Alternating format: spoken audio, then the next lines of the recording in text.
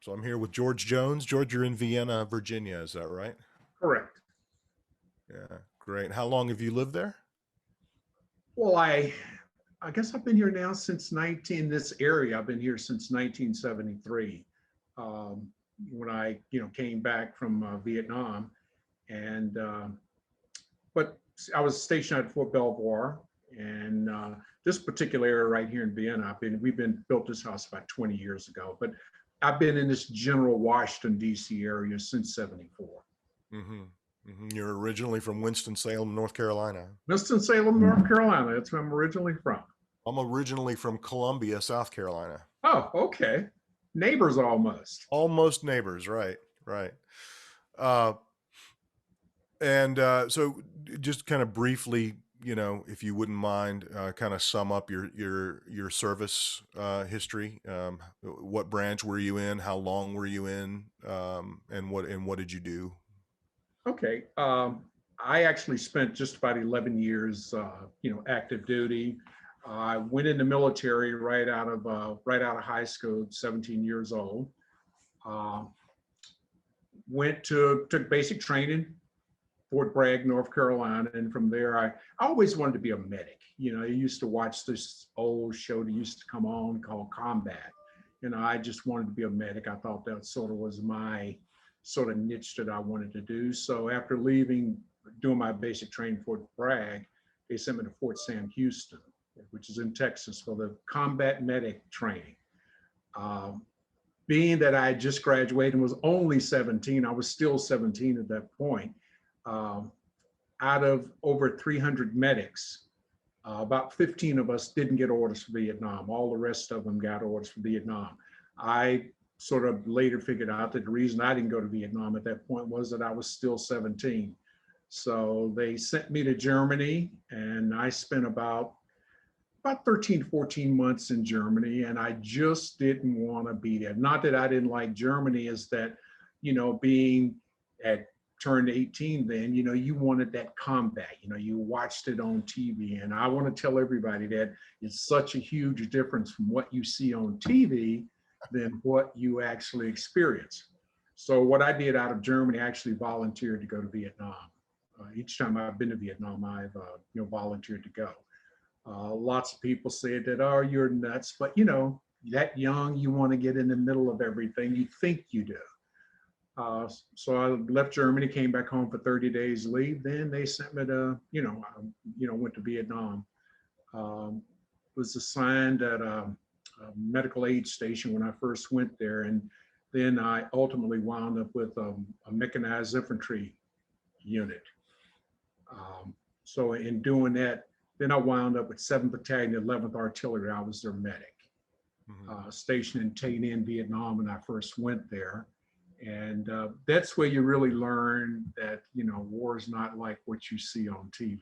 Those guys always come back next week, and, there's a big difference. And it's nothing like seeing what really happens right there in your face. You see things that any 17 or 18-year-olds shouldn't be seeing at that point in their life, but we all did. Yeah. So what was it about that particular specialty that appealed to you? I mean, before you got in, you said you were watching, combat on television. Was there something about the medics in that show that really appealed to you?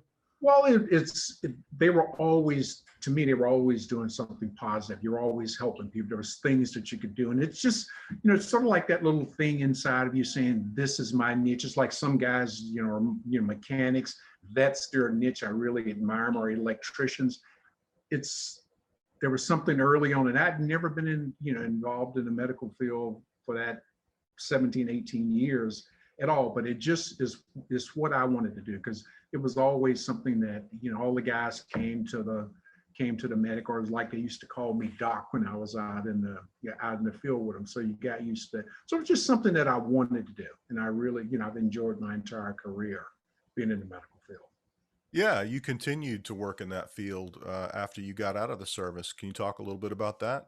Sure. Well, after my second, when I was did my second tour over there, one of the doctors that I was working for, he was our battalion surgeon.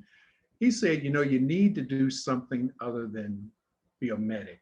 And so he actually talked me into going to X-ray school. So when I came back and I reenlisted the second time, um, I reenlisted to go to X-ray school.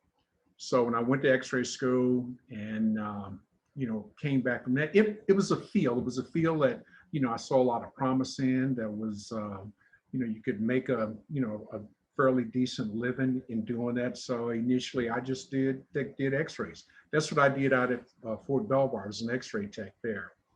While being at Fort Belvoir, I used to go volunteer at Georgetown Hospital because a friend of mine was telling me about this new fancy machine that they were coming up with. It was the only one in the world.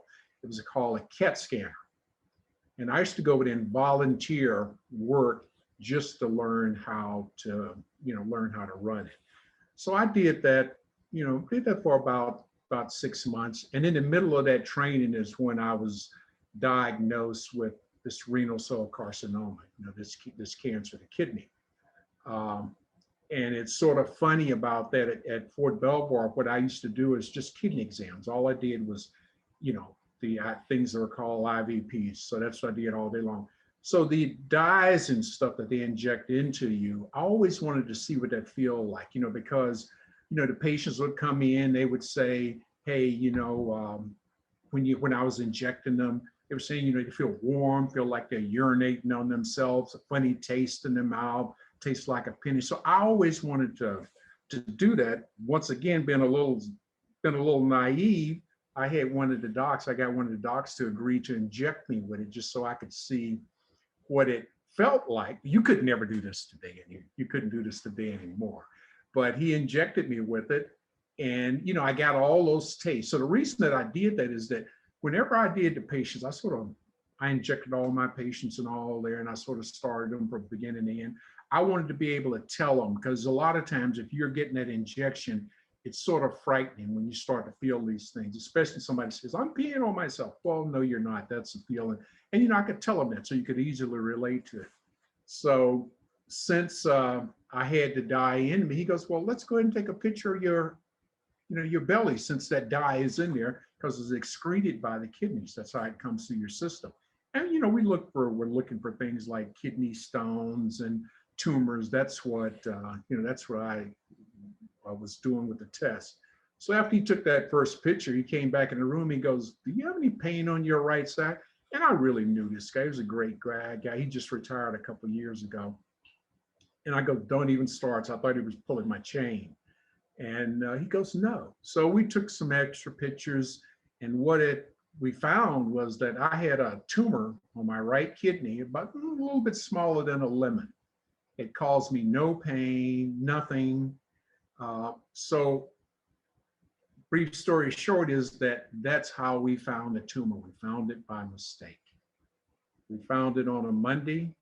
I had another procedure done on a Wednesday, and we took it out that Friday.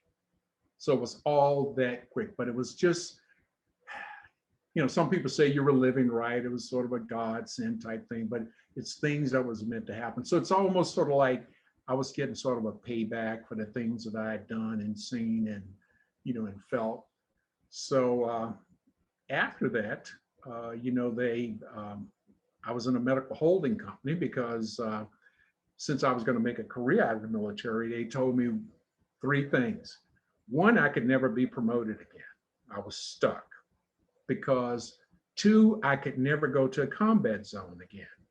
And three, I would have to always be around what they call a class 3 hospital, upper echelon hospital, because I only had one kidney, because they took the other kidney out. Knock on wood, it's been good since 1974. And one funny thing is the day that I had that kidney removed, that's the same day that Nixon resigned. So it's always a marker, that's the part that I missed. But all in all, like I said, I've been lucky, and it's sort of like I give, and this whole system sort of gives back to me. Yeah, well, let's talk about that a little bit. When did you start working with VVA, and in what capacity? Well, I've been with VBA now about I joined that group about 8 years ago. But one of the things that really sort of drew me into it was one of the guys, I started doing wood turning about 15, 16 years ago. And this group of it's called Capitol Area Wood Turners. I would say 90% of these guys are either retired, been vets, work for the government. Also, it was a whole group of us there. So we found out about this VVA through a guy that I used to work at the hospital. And I liked it because it was doing stuff for vets. Because when we came back, speaking of the Vietnam vets, it wasn't the cheering and people look forward to having you back. We were always sort of shunned. So most Vietnam vets, if you really talk to them, you can really go back about really the start of the war and all in Iraq, that we sort of came out of the woodwork. Because one of the sayings that we have, that no vet will be treated like we were, like we came back. So we started to support these. And when I heard about this chapter and what they were doing and their purpose, it just drew me right into it. Plus, a lot of the vets there, we always have a speaker at our meetings and all. You go there and you hear that some of the things that you're thinking in your mind and things that have happened to you, if you're talking to these guys and they're talking back, it's the same thing.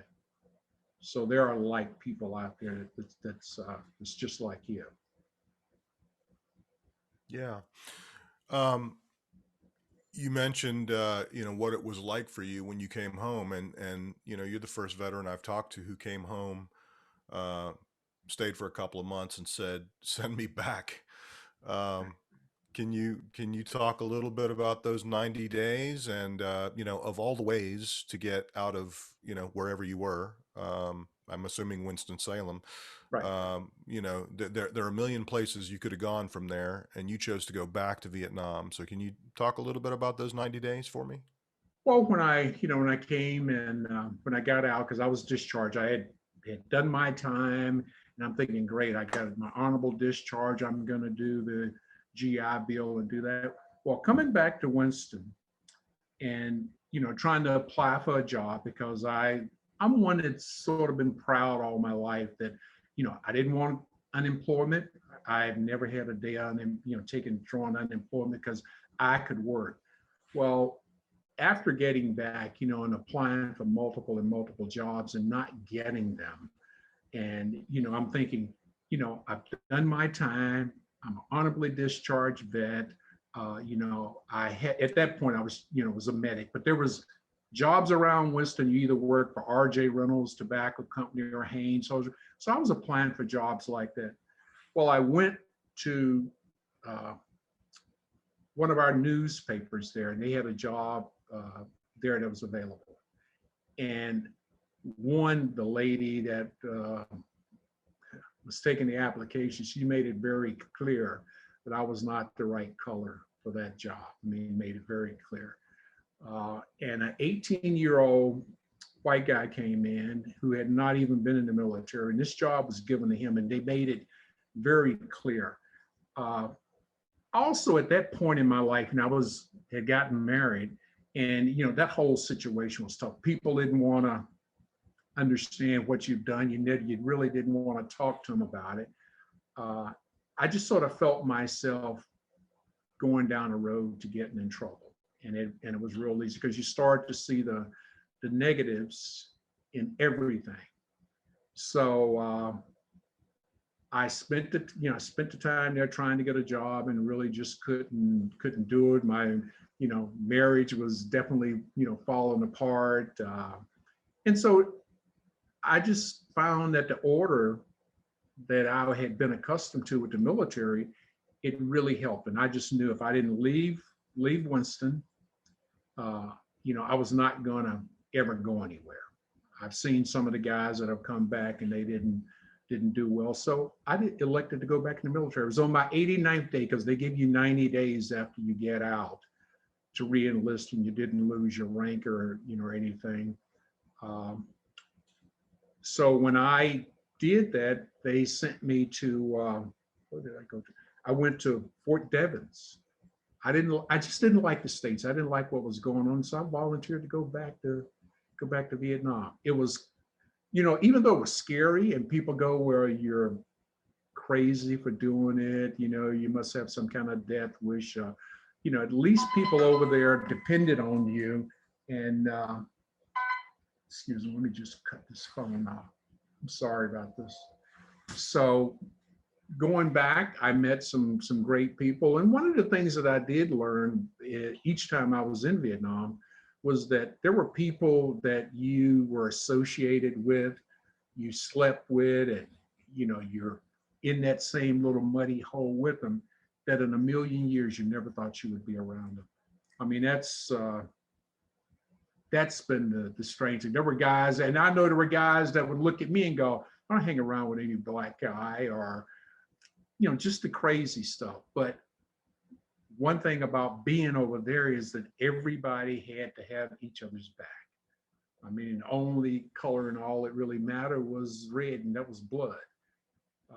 So that was one of my reasons for wanting to go back. And I think I did have a positive.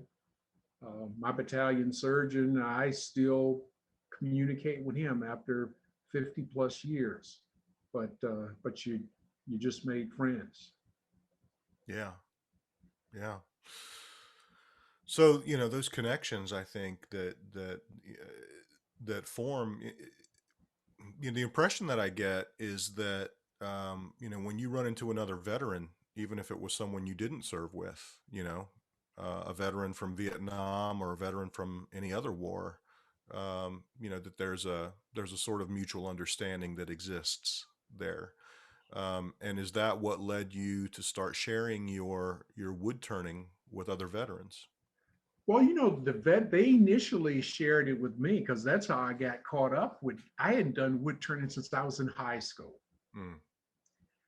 I went to a show to buy a planer. It's a thing to smooth wood down because we were redoing this old Victorian house, and these guys were there, and they were all vets, and they're still my friends today. And they were doing a demo at this wood turning show, and it's something that just sort of grabbed you, and talking to the guys, because to me, I always call this wood turning thing, it's almost like therapy. I can get in there and totally just, because you have to be right there. You have to be right in the moment and just forget everything. And we'll sit around and we'll talk about your experiences and how you got through them and the different difficulties. So the wood turning has been a real positive part of that, because there's a lot of vets, at least in my club, that are currently doing it.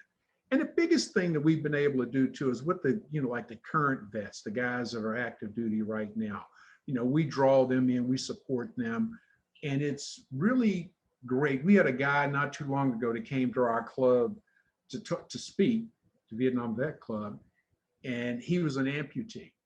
And just talking to him and giving him, reaching out to him. So it's not just our Vietnam vets. It's all, like you say, it's all the vets. It's all that we can share some, because nobody really understands unless you've done it. I got a little patch on my shirt here. I'll hold it still. Well, which one? Oh, that's the wrong one. This one here. Can you read that? Barely. I see the word Vietnam at the bottom. Okay.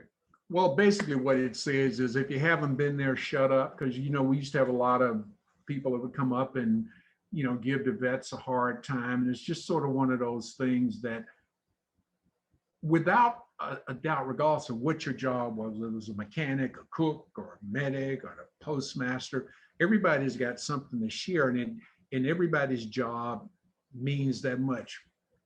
The most important guy in our unit was the mail clerk.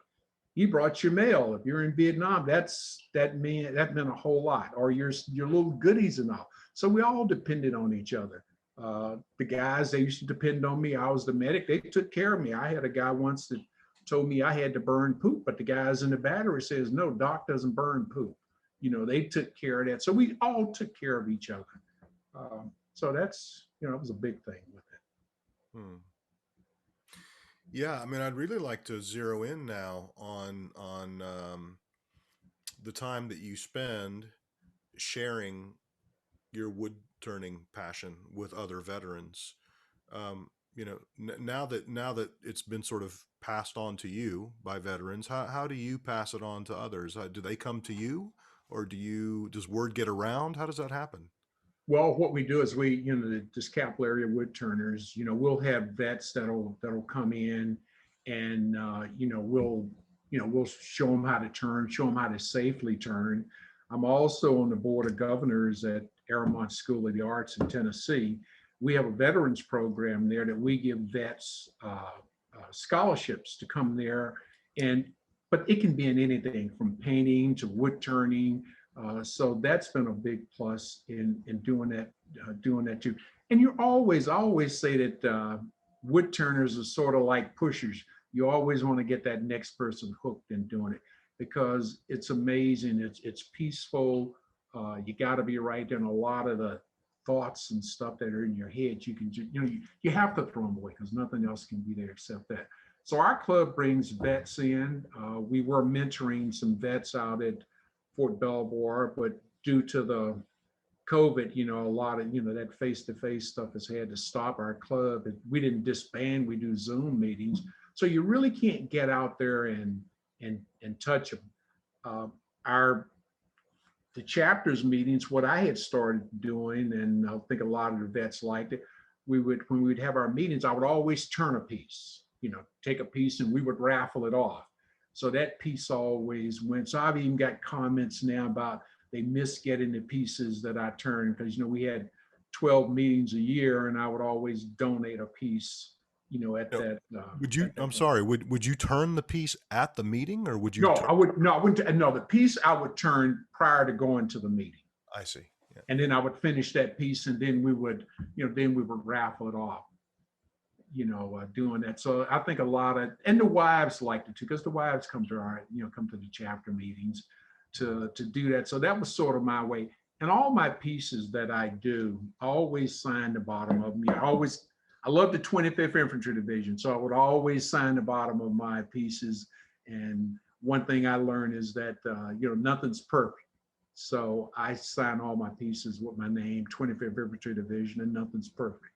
And that's sort of been my approach. So you may fall down, but you got to get back up. Nothing's going to be just right every day. So Yeah. that's sort of the way I live.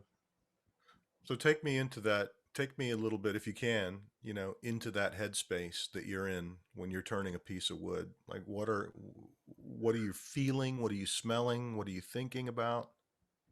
Well, it's sort of depends on the piece of wood. A lot of my friends, they can hold up a piece of wood and they'll say, "This is going to be this exactly." I don't. I get into the piece, and people tell me I'm nuts. I say I let the wood talk to me, and it sort of tells me what it wants to be, and that's how I end up with what I do. I like pieces that have imperfections. To a lot of pieces that I turn. Um, I like to see the bark included in it. I don't like the perfectly round pieces. I don't turn a lot of round, just perfectly round pieces. They call it round and brown. That's not me. I like the odd shapes, uh, leaving the bark on it. I take a limb and cut a limb in half, and I'll turn that and keep the wings on it to where you can see where the limbs come out, and where the piece starts. So, but when I'm there, it's different woods have different smells. Some woods you go, wow, this really stinks, and based on what it is. But I just have a good time doing it. I like turning green wood, like if a tree is just cut down, I like turning that. You'll get the water where it sprays out on you, because the wood is full of moisture, so that comes out. And it's just different challenges with the different pieces, and that's sort of the way I look at it. Every piece that I put on has its own unique way of doing it. What's going to actually come out of it. So I just do a little crazy stuff. All the guys in the club say I'm a little nuts in what I do. I turn wood that's a lot of times people look at it and say, well, you can't get anything out of that it's beyond its usefulness. Well, that's where I like to take it, because so many of us, you look at where we came from, people would say that, you're beyond your usefulness. But, if you dig just a little deeper, you'll be amazed at what you can find out, about people and what's under the, what's under the skin and what you can get out of, if you just give them a chance. And that's me. That's why that one little thing I did, I call it second chances, because I know I, got a second chance, because if I'd have stayed where I was in the beginning, I can't even imagine, where I would be now. Well, that is amazing. I'm a jazz musician, and Okay. so the idea of this process being a conversation between you and the piece of wood, right? You said you like to let the wood tell I'll you let what it's going to you be. there. I totally get that, right? That's jazz, Yeah. right? Yeah. So, you know, what are some of the things, besides the way it feels or the way it's responding to the lathe? Like, how does it talk to you? How does it tell you what it wants to be? Give me 1 second. I'll show you a perfect example.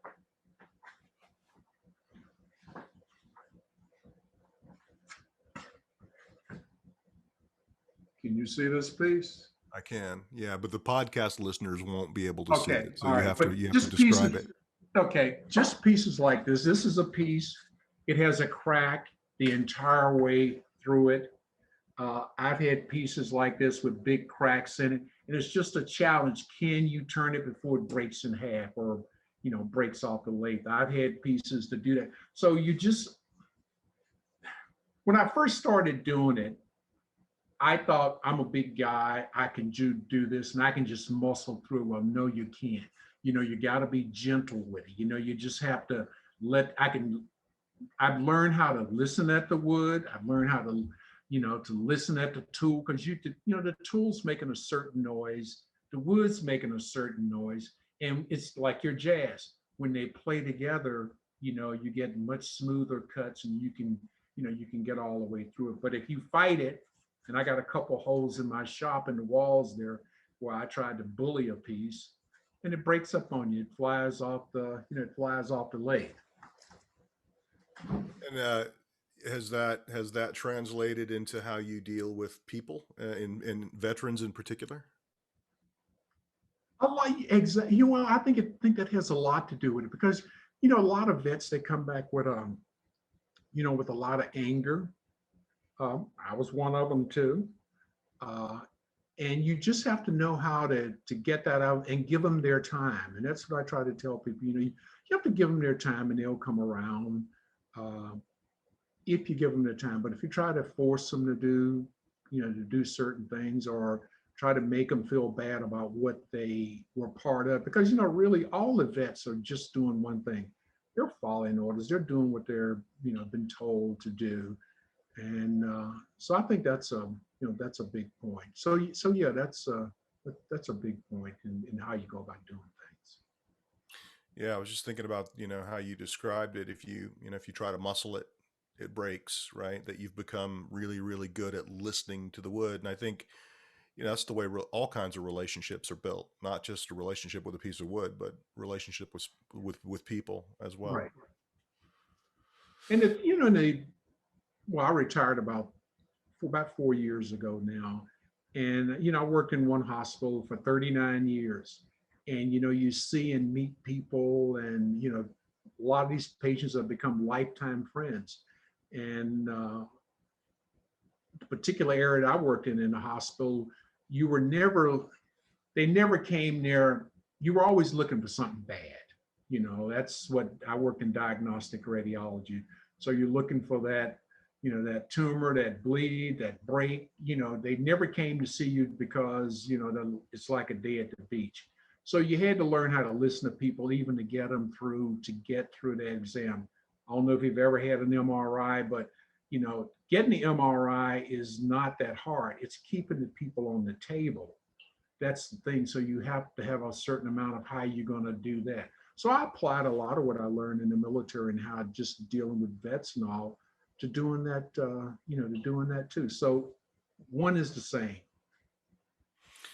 Have you had an experience, sharing this passion, wood turning, with another veteran, where you saw the light go on? I mean, just somebody just sort of they just got it, and it made a lasting impression on them, changed them in some way, or liberated them in some way.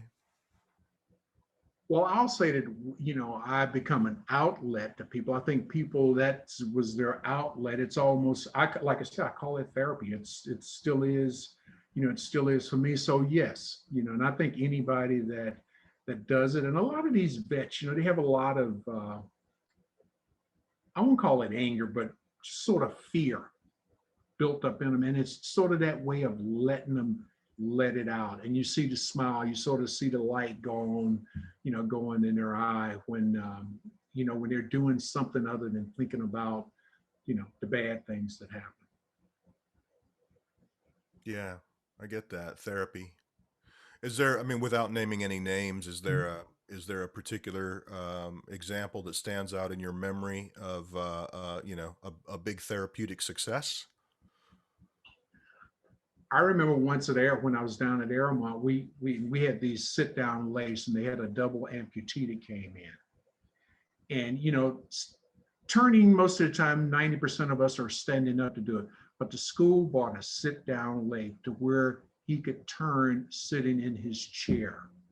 And, because I think a lot of times when you're sort of locked in that house thinking there's nothing that I can do.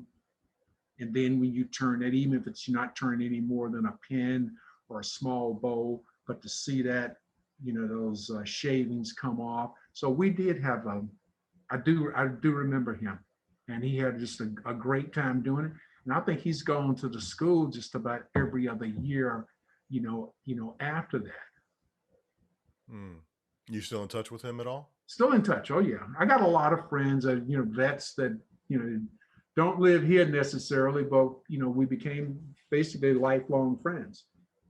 Yeah. And you can see them a lot of times. It's we'll be at one of the training programs or something, and vets, especially the Vietnam era, it's really hard to find out who they are.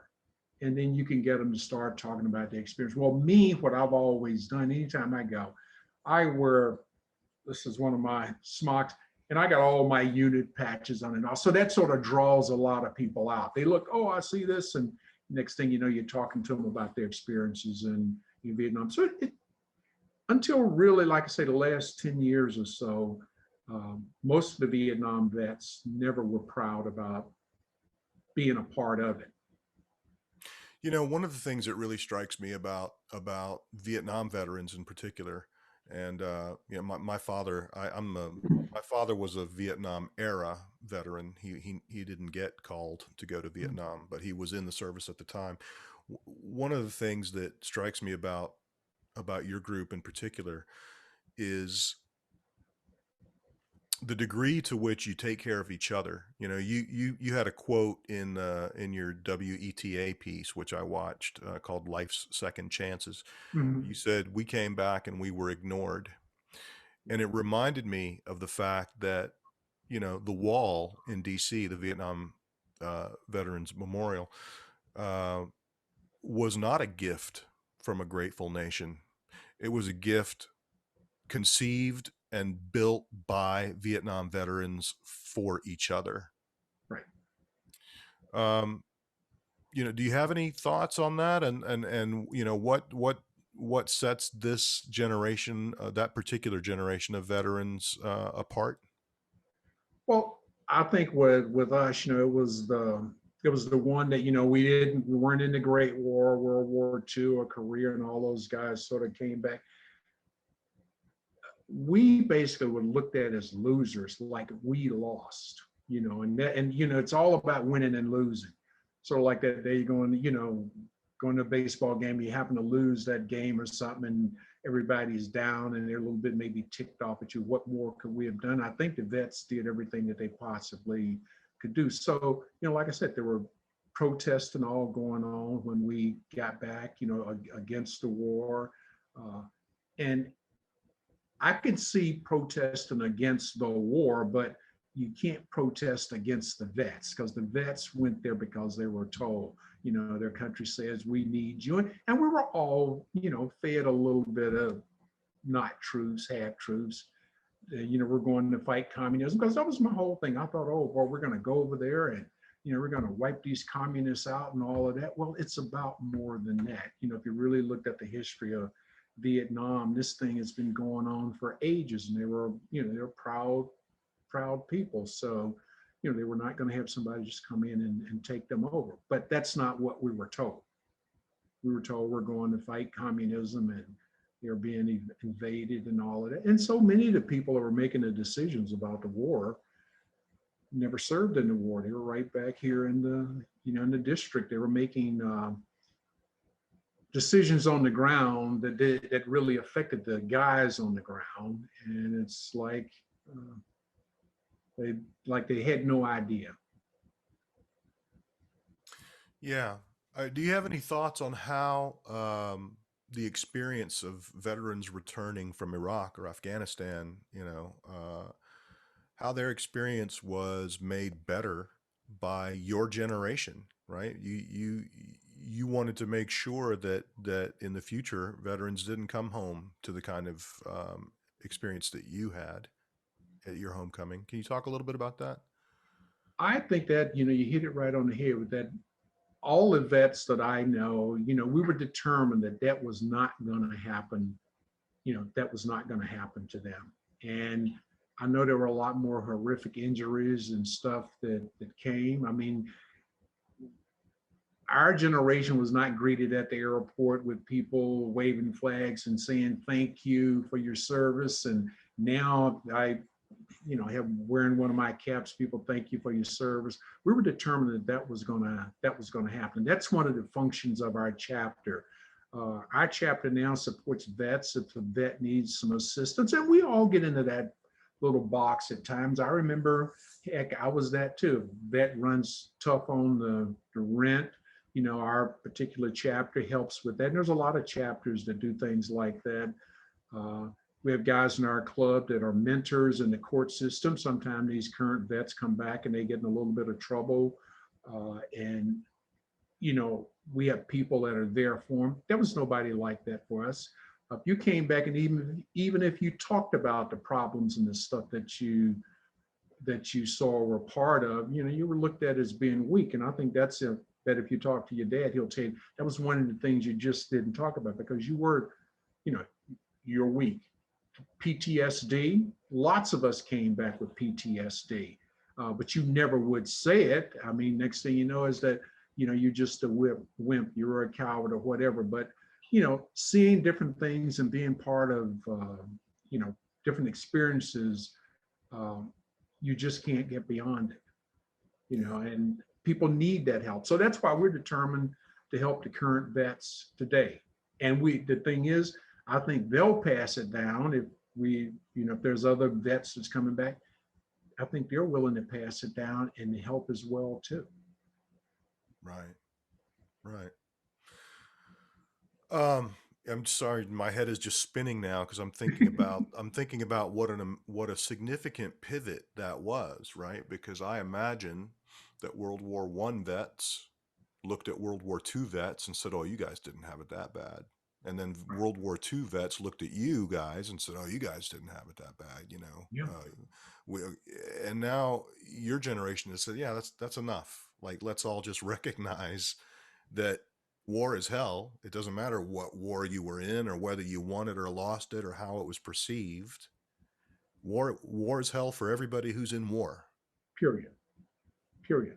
I mean, there's just things that you see and you're asked to do, and they're just not, it's just not normal. You see somebody's leg get blown off, or you see all this horrific stuff, and then you're supposed to, to react to it. I mean, I've seen nurses at these surgical hospitals. I got a really good friend who's active duty now, and she's a nurse, and the stuff that she's seen, we sat around and talked, and, she was part of the Iraqi war, and the people that had come into her surgical unit and what you see. And now a lot of lives that would have been lost even during my era, and we thought we had a lot of neat stuff that, the medevacs and all, they can preserve life.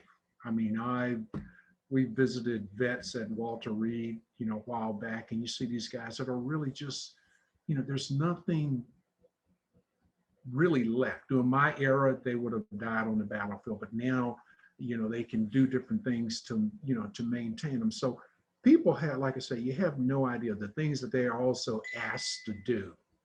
You know, it's tough, but you just don't get rid of it either. You just can't say, okay, I'm going back home, I'm going to turn that off.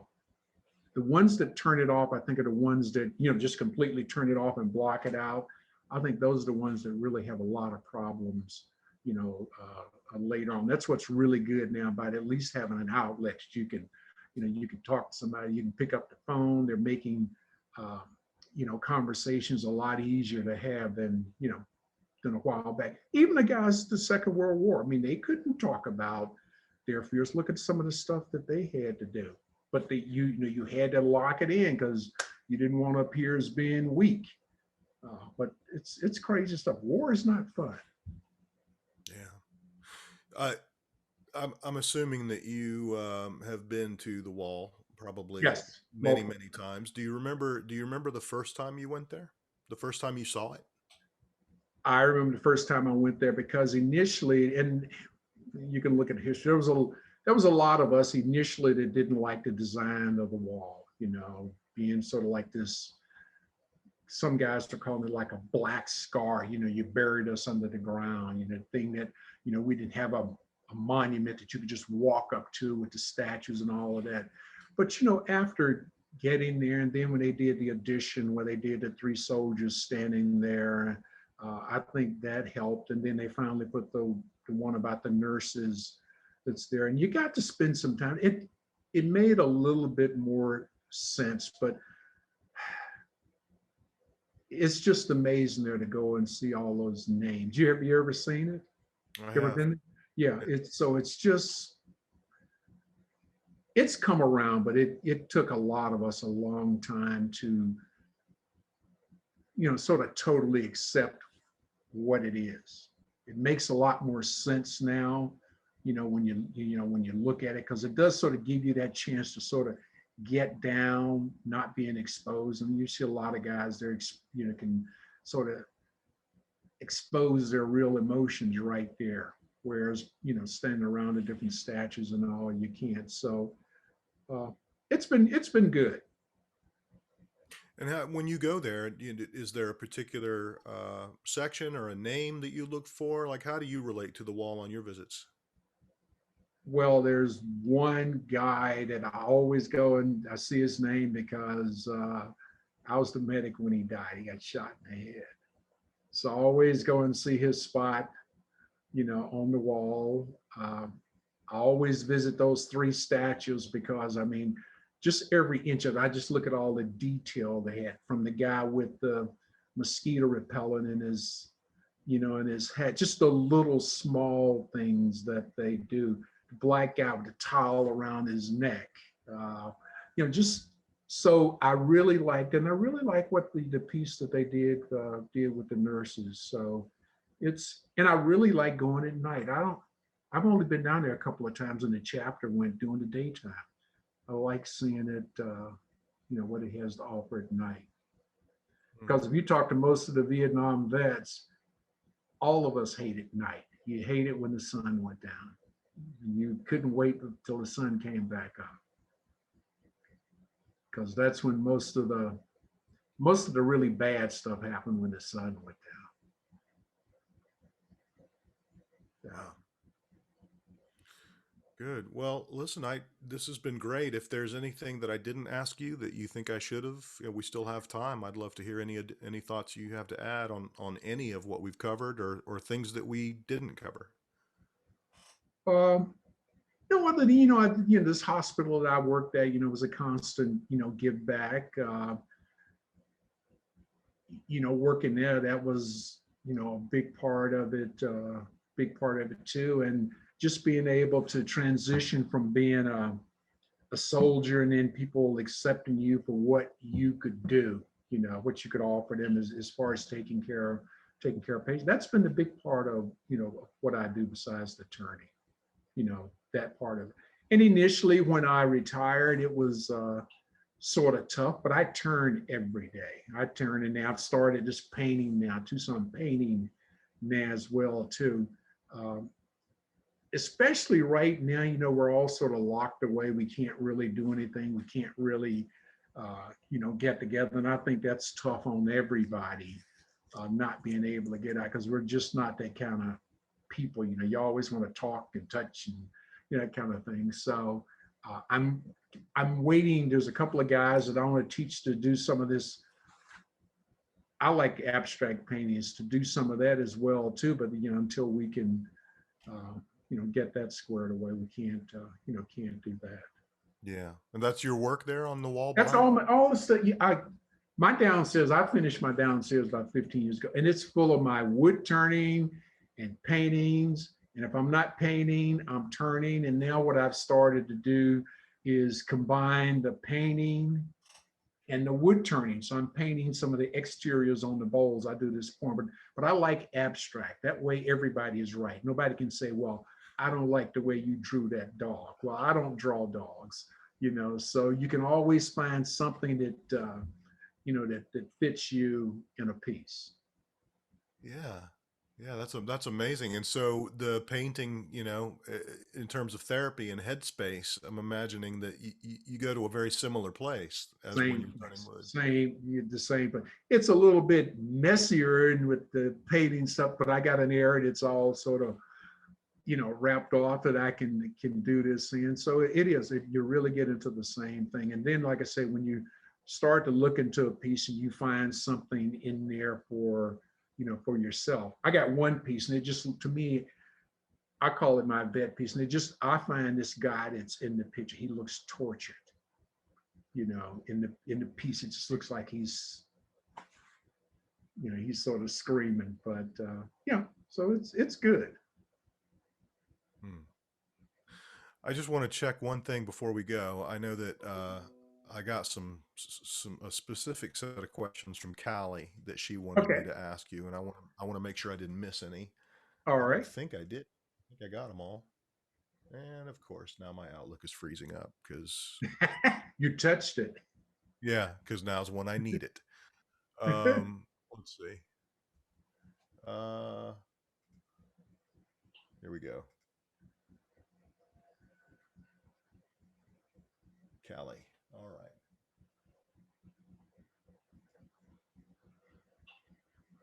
Yep, we covered all that. Let me just look one other place here. All right.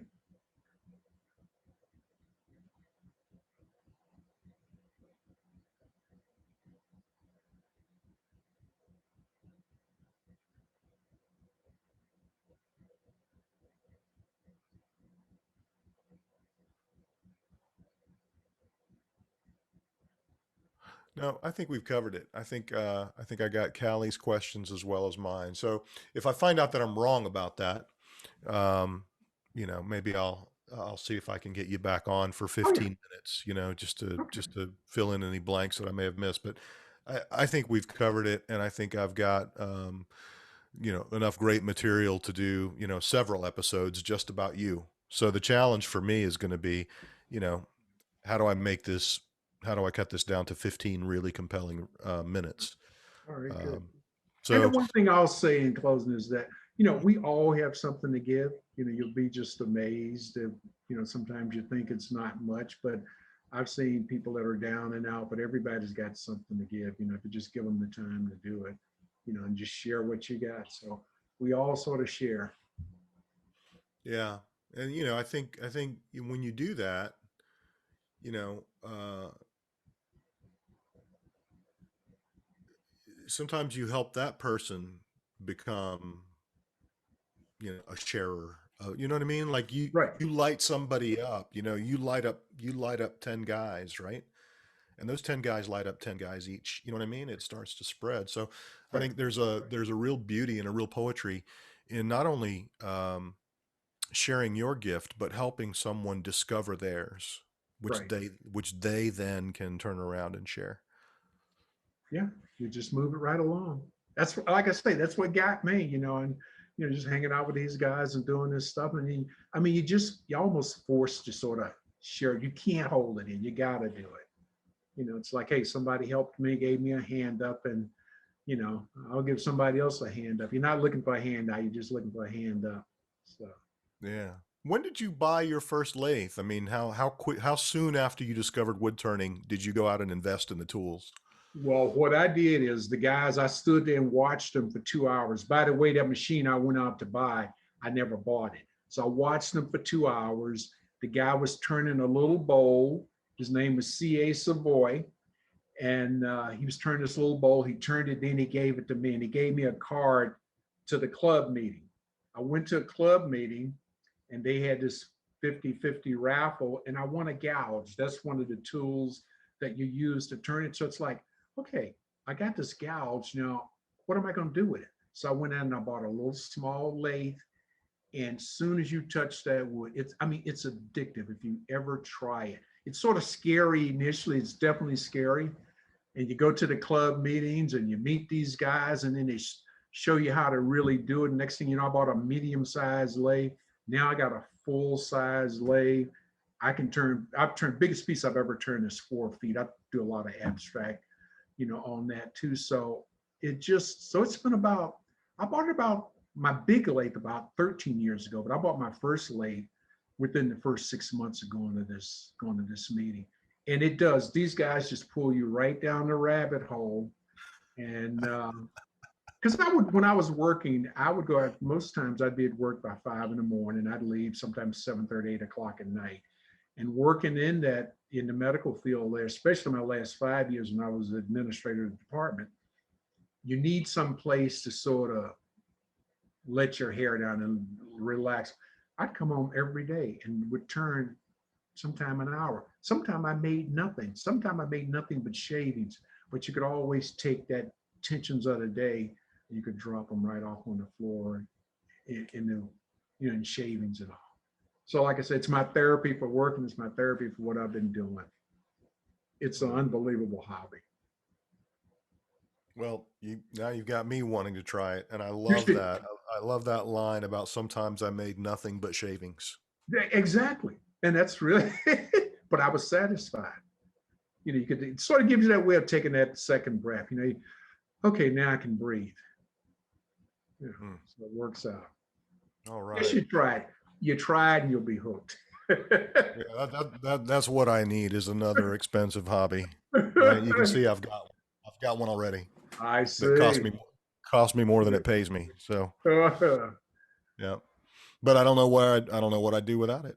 Yeah, right. Exactly. I don't play because I want to play. I play because I have to play. Oh, well, it's your therapy too. See, you're into it. Yeah. I have to play whether I feel like it or not. I have to do it. Right. Well, it's good. It's a good thing. We're lucky we got those outlets. Yeah. I just as an aside, I mean, I actually stopped music entirely for 10 years, and it wasn't a conscious decision. It just sort of happened. I blinked and it had been 10 years since I'd touched a musical instrument. And, those 10 years I look back on and I don't remember myself. I'm not going to say they were a bad 10 years. Right. I'm just saying that whether they were good or bad, I'm not sure I was ever fully there because I have very few memories of me. I have memories of my children during those 10 years. I have memories of things that happened during those 10 years, but I don't remember. It's almost like there's somebody else's stories, like I wasn't actually in it. Mm-hmm. And I think the reason is because I didn't have this to bring me back to myself. Yeah. No, that's important. I think that you need that. You need the me time. So, and that's called my me time. Yeah. I'm a musician and you're a turner, and that's who we are. Yeah, that's it. Yeah. Beginning and ending of it. Yeah. Well, this has been great. I'm so grateful for you just your generosity of time and spirit, and your patience with me as I try to get my technology working properly. Oh, no. This has been fun. Hopefully, maybe somebody hears it or sees it, and maybe they reach out. And the biggest thing is them reaching out, maybe just reaching out to somebody that can give either them a hand up or they give them a hand up to find something else, because we all got a story. So, Alan, why don't we start with, why don't we start at the beginning? Where did you grow up? I was born in October 1946, down on the Ohio River, down in southern Ohio. I lived with my parents and brother and sister for until I left home and went in the military. Went in the Navy in August of 1965. I became a Navy medic. I went to hospital school at Bethesda Navy Hospital. I'm sorry, went to hospital school at Great Lakes, Illinois, at the Navy Hospital there, school. Left there in February of '66, went to the Bethesda Navy Hospital, which is now called Walter Reed, there just north of Washington, D.C. Went to operating room technician school there at Bethesda from September of '66 to April of '67. From there to Portsmouth Navy Hospital in the Norfolk, Virginia Beach area. From there to Vietnam in 1967. Left Vietnam New Year's Eve, 1968. Had a little over a year of active duty left. By February the 2nd of 1970, I was separated from active duty. Went back to Columbus, Ohio, was engaged. Got a job working in the operating room at a city hospital here in Columbus, Ohio. Grant, like General Grant from the Civil War. Actually, my fiance was born in Grant Hospital. We're about the same age, so it didn't matter when she was born. Anyway, worked in the hospital there at Grant for 2.5 years. I really wasn't pleased with that. It was an exciting job, but I wanted to do something else. My father-in-law convinced me to take a job with a plumbing contractor. I did that for 3.5 years, eventually got into the Carpenters Union here in Columbus, Ohio. But sorry, can I stop you there? I just want to, Sure. we're going a little fast. What was it that made you decide to enlist in the Navy? Who all's going to hear the Navy? Yeah. Well, I started checking into the armed forces. When I was in high school, I was always kind of interested in bones and nerves and stuff like that. And so I got to checking into the Navy's hospital corps. In addition, when I started looking into this, I was informed that there were numerous other schools that you could go to with this line of work, and one of those was physical therapy. And I thought, that's for me. I can get started on this career and become a physical therapist. But before I ever started into the physical therapy school, even though I had already extended my enlistment 9 months so I could attend this school, I decided this is not for me. So that's why I decided not to go to physical therapy school. I had the orders changed to operating room technician. Mm-hmm. And this happened when I was there at Bethesda Navy Hospital. And what year was that? We started operating room school the 19th of September, '66. Okay. Is that accurate enough? Yeah, it's great.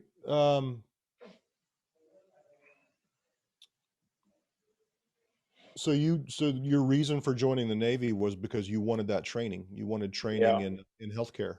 Yeah, I guess so. Never was on a ship. Yeah. So the conflict in Vietnam was already going on by then. Oh yeah. And you volunteered, right? Well, yeah, I volunteered for the Navy. I also volunteered for Vietnam. And the reason that a moment ago I said, who all's going to hear this? And the thing that discouraged me the most about being a Navy medic was the Navy nurses. So, and later on, I find this to be much more noticeable. When we were in Vietnam, we were the Navy hospital corpsmen, and the guys with whom I worked, we were the operating room technicians. We were very well trained. We had nurses with us in the operating room. Now we're talking about the Navy medical people, not the Army. Army was completely different. We had these nurses that worked with us in the operating room were pretty much supervisors. We didn't need supervisors. We needed somebody to work with us who could pick up a knife and a pair of forceps and cut somebody. Now, if you couldn't do that, you wrapped up gloves and did all the sterilizing and stuff like that behind the scene. We did not need supervisors. However, the exact opposite was the way the Army was set up. The Army nurses did in Vietnam, in the operating rooms, what the Navy corpsmen did. Hmm. And I didn't realize that until years later. So. Got it. So that's the reason go ahead. So when did you arrive in Vietnam? It was right before Christmas, 1967. And we flew into we flew into Da Nang. It was in the northern part of South Vietnam. It was about 60 miles south of the north-south border between North Vietnam and South Vietnam, the demilitarized zone, as it was called years ago. You said you volunteered to go there. Right. Because I wanted to get away from the nurses. Oh, I see. But Gotcha. not at that point, not because of the operating room and the nurses working in the operating room as supervisors over us. I just wanted I wanted a little more excitement to what was going on back stateside. Yeah. So when you got to Vietnam, you said you landed in Da Nang. Where did you go from there? We went from there to a place, it was a receiving area. It was called Tent Camp Tan Shaw. And it was on the east side of the river that separated Da Nang from the Air Force Base there at Da Nang. We were there for probably no more than 2 nights. Matter of fact, okay, so when we got so that's what we're doing. We're given all this indoctrination. We took a break one morning, and the guy said, as soon as the guy doing all the instructing, he tells everybody we're going to take a break, and then after that, he immediately said, "I need to have all hospital corpsmen up here right now." So we all went up there as everybody else is going to the bathroom or going for a smoke break. And he said, "Get your gear. We're taking you from here. We're going to take you guys over to the hospital." And that was the last time I was at Camp Tenshaw for almost a year. And so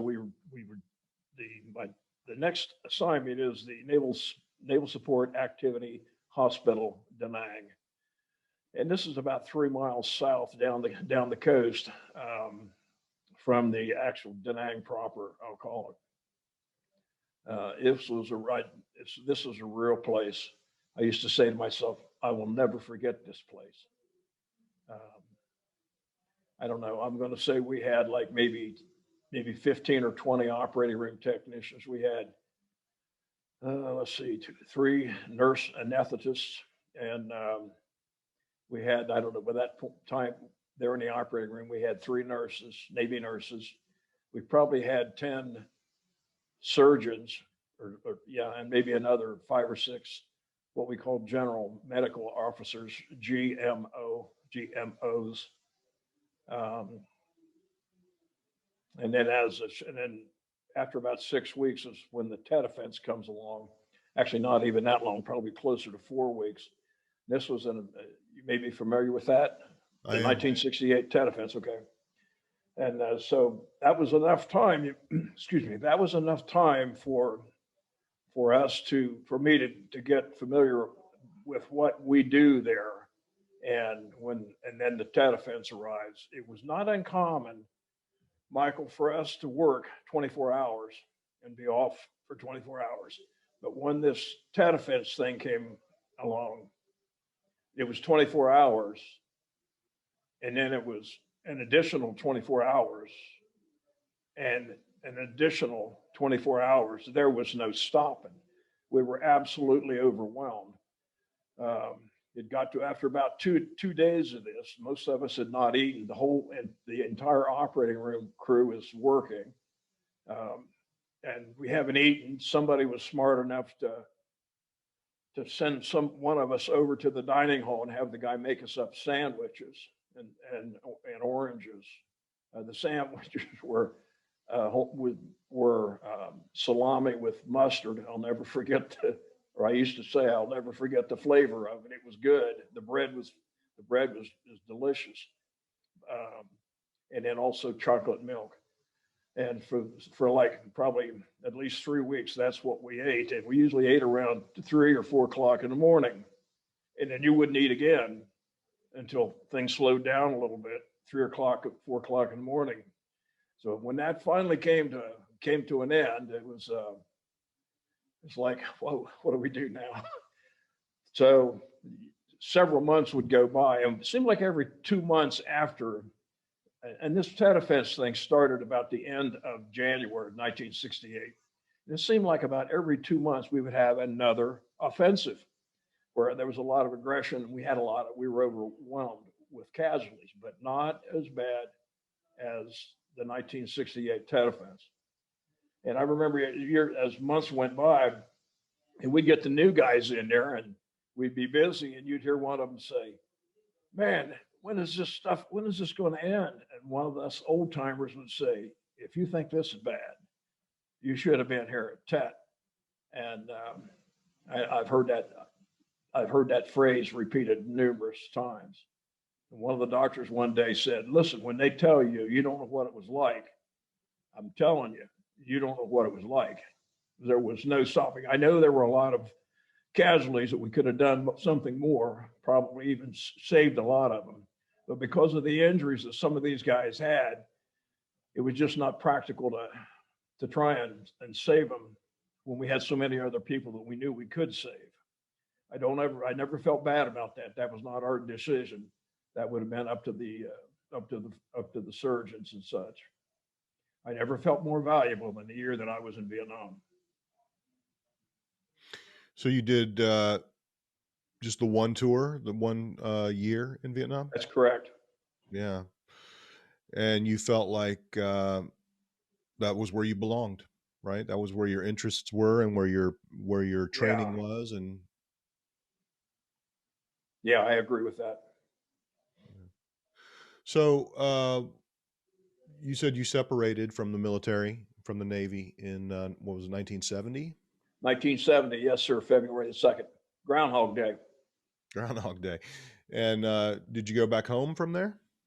Well, I drove from the Virginia Beach area to my hometown. Was there.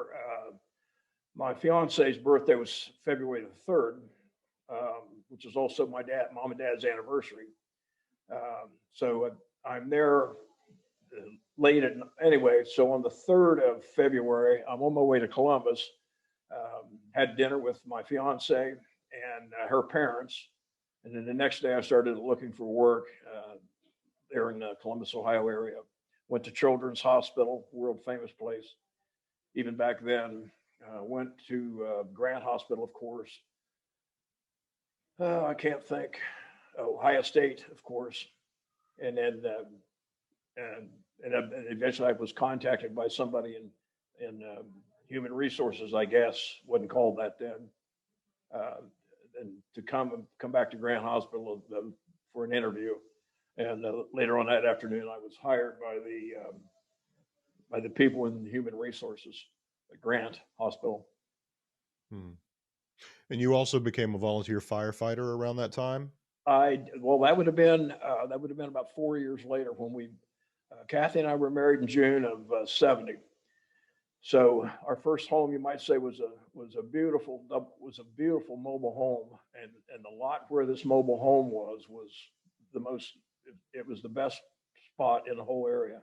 I took good care of it. Anyway, we had that for 4 years. We bought a house out here in Fairfield County, which is where I live now in Fairfield County. And we bought the house in April of 74. We did a lot of work to it, moved into it in October of 74. Lived there from then until the September 1993. That at that time, the job that I had working as a firefighter at the Air Force Base here in Columbus was coming to an end as far as the Air Force was concerned, because the Air Force was paying the fire bill and the Air Force was leaving. And so because of that, I was a permanent employee, and I would be given a job, and it could have been any number of places, over 100. But when I filled out the suggestion form for this potential job, I pretty much picked everything east of Indianapolis. And that was on a Thursday. Wife and I are going through a divorce at this time. Worked Thursday, off Friday, worked Saturday, off Sunday, worked Monday, came home Tuesday. Phone rings. I'm thinking I probably won't have to do anything about this job for 6 months, and probably won't have to leave for a year. When I came home that Tuesday morning, the phone rang. It was the Air Force Base Rickenbacker's human resources people, and the lady on the other end of the phone said, "We have a job for you." And I'm thinking, well, what? How much time do I have to make up my mind? And this was Tuesday morning, and she said, Friday, whether I took it or not. She said, if you don't take it, this ends the Air Force's or the government's job, not responsibility, whatever it is. Obligation. Obligation, yes, sir, thank you. Finding you a job. So I go in the next day and talk to the girl, I'm heartbroken and all this other stuff. And this would have to have been an absolute blessing, the way this all happened, Michael. So it really was. And then as soon as I signed the paperwork and everything, and things really started rolling. Excuse me. And the next thing I know is I'm getting calls from people that movers. And then I get a call from the fire chief down in Arlington, Virginia. And just one thing after another. And then so two other firefighters would be the three firefighters from the Air Force Base here in Columbus, Rickenbacker, that would be given a job in Arlington there at Fort Myer. And again, Fort Myer is the Army post up on top of the hill behind Arlington Cemetery. Yeah. And so just to I think my first day was September 11, 1993. That was your first day on the job. Yeah, but it was like 8 years before 9/11. 8 years. Yeah. So everything went well there. I became involved in a lot of things there at Fort Myer. Worked as a volunteer with the National Park Service. Worked at the Vietnam Memorial. We get about 300 hours a year as a volunteer, and every other day, the way our schedule was, I would be off. And every other day, on the morning that I was off, I would be heading across the Potomac, down through the cemetery and across the Potomac River and over to the Vietnam Lincoln Memorial and work there at the Vietnam Memorial. The tracings that you've seen people, volunteers there with the yellow hats make, I've probably made over 10,000 of them. It'd be kind of neat to know how many I have made, But it was very special being in the Washington D.C. area. I got to meet a lot of interesting people, just people you read about in the magazines and history books and stuff like that, and just a lot of simple common folk that you would somebody else might recognize as somebody super special, and here it is, you're having lunch with them someday, Mm-hmm. How am I doing? You're doing great. I wonder, so that was a lot to take in. So now it's September of 93, you're in Fort Myer, Virginia, and Correct. over the following years, somewhere in there, you decided to start volunteering as a tour guide at the wall. Yeah, that was, I would say, first of all, you got to understand, way back when, I was quite and still the hillbilly. I would I would go from Fort Myer, Michael, through the cemetery and out in front of the cemetery, and I would stand there and look across the Potomac River over into DC, and I would say to myself, I don't want to go there. I was that intimidated by the city. And then eventually, excuse me, I'll get it later. And eventually I thought, well, hell, I need to keep my exercising up, because I lost so much weight and leading up to this, not so much, but leading up to leaving Ohio and the divorce and everything. So I managed to go across the river, and I would go to the Vietnam Memorial, and so I ran into these two girls there, Emmeline Gura, who has passed away, and Suzanne Zagona. Suzanne now lives in Denver. And so then a couple of days later, I do it again. A couple of days later, I do it again. So the girls are recognizing me. And by this time, I'm sure I've met some of the other volunteers. Tom Baxter, retired Navy guy. His wife, during World War II, taught the pilots how to read instruments in the airplanes during World War II. Interesting. Anyway, and so Suzanne or Emmeline said to me one day, she said, well, if you're going to be here this often, you ought to volunteer with us and be one of the volunteers in parks.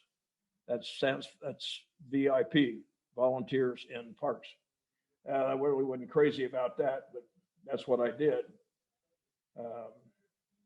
Yeah. And so I would, like I said, I would get about 300 hours a year there.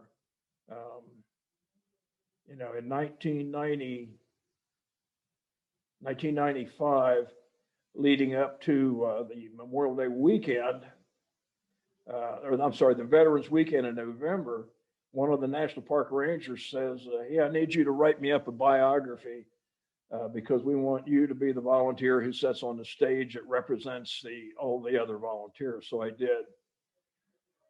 No big deal. And then the next time I'm asked to do this is November 11, just after 9/11, on 2001, just after 9/11. Mm-hmm. And I'm sitting with Barry McCaffrey. He was an Army general. He was in charge of the first Gulf War. And some guy named Jim, who kind of looked like Arnold Schwarzenegger, but he used to be the president of America Online. I don't know who he was. I didn't know who most of these people were. But anyway.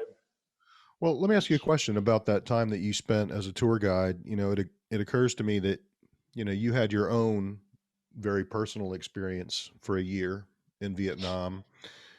And then I'm wondering how the time you spent as a volunteer and talking to all of those people and hearing all the stories, 300 hours a year is a lot of time.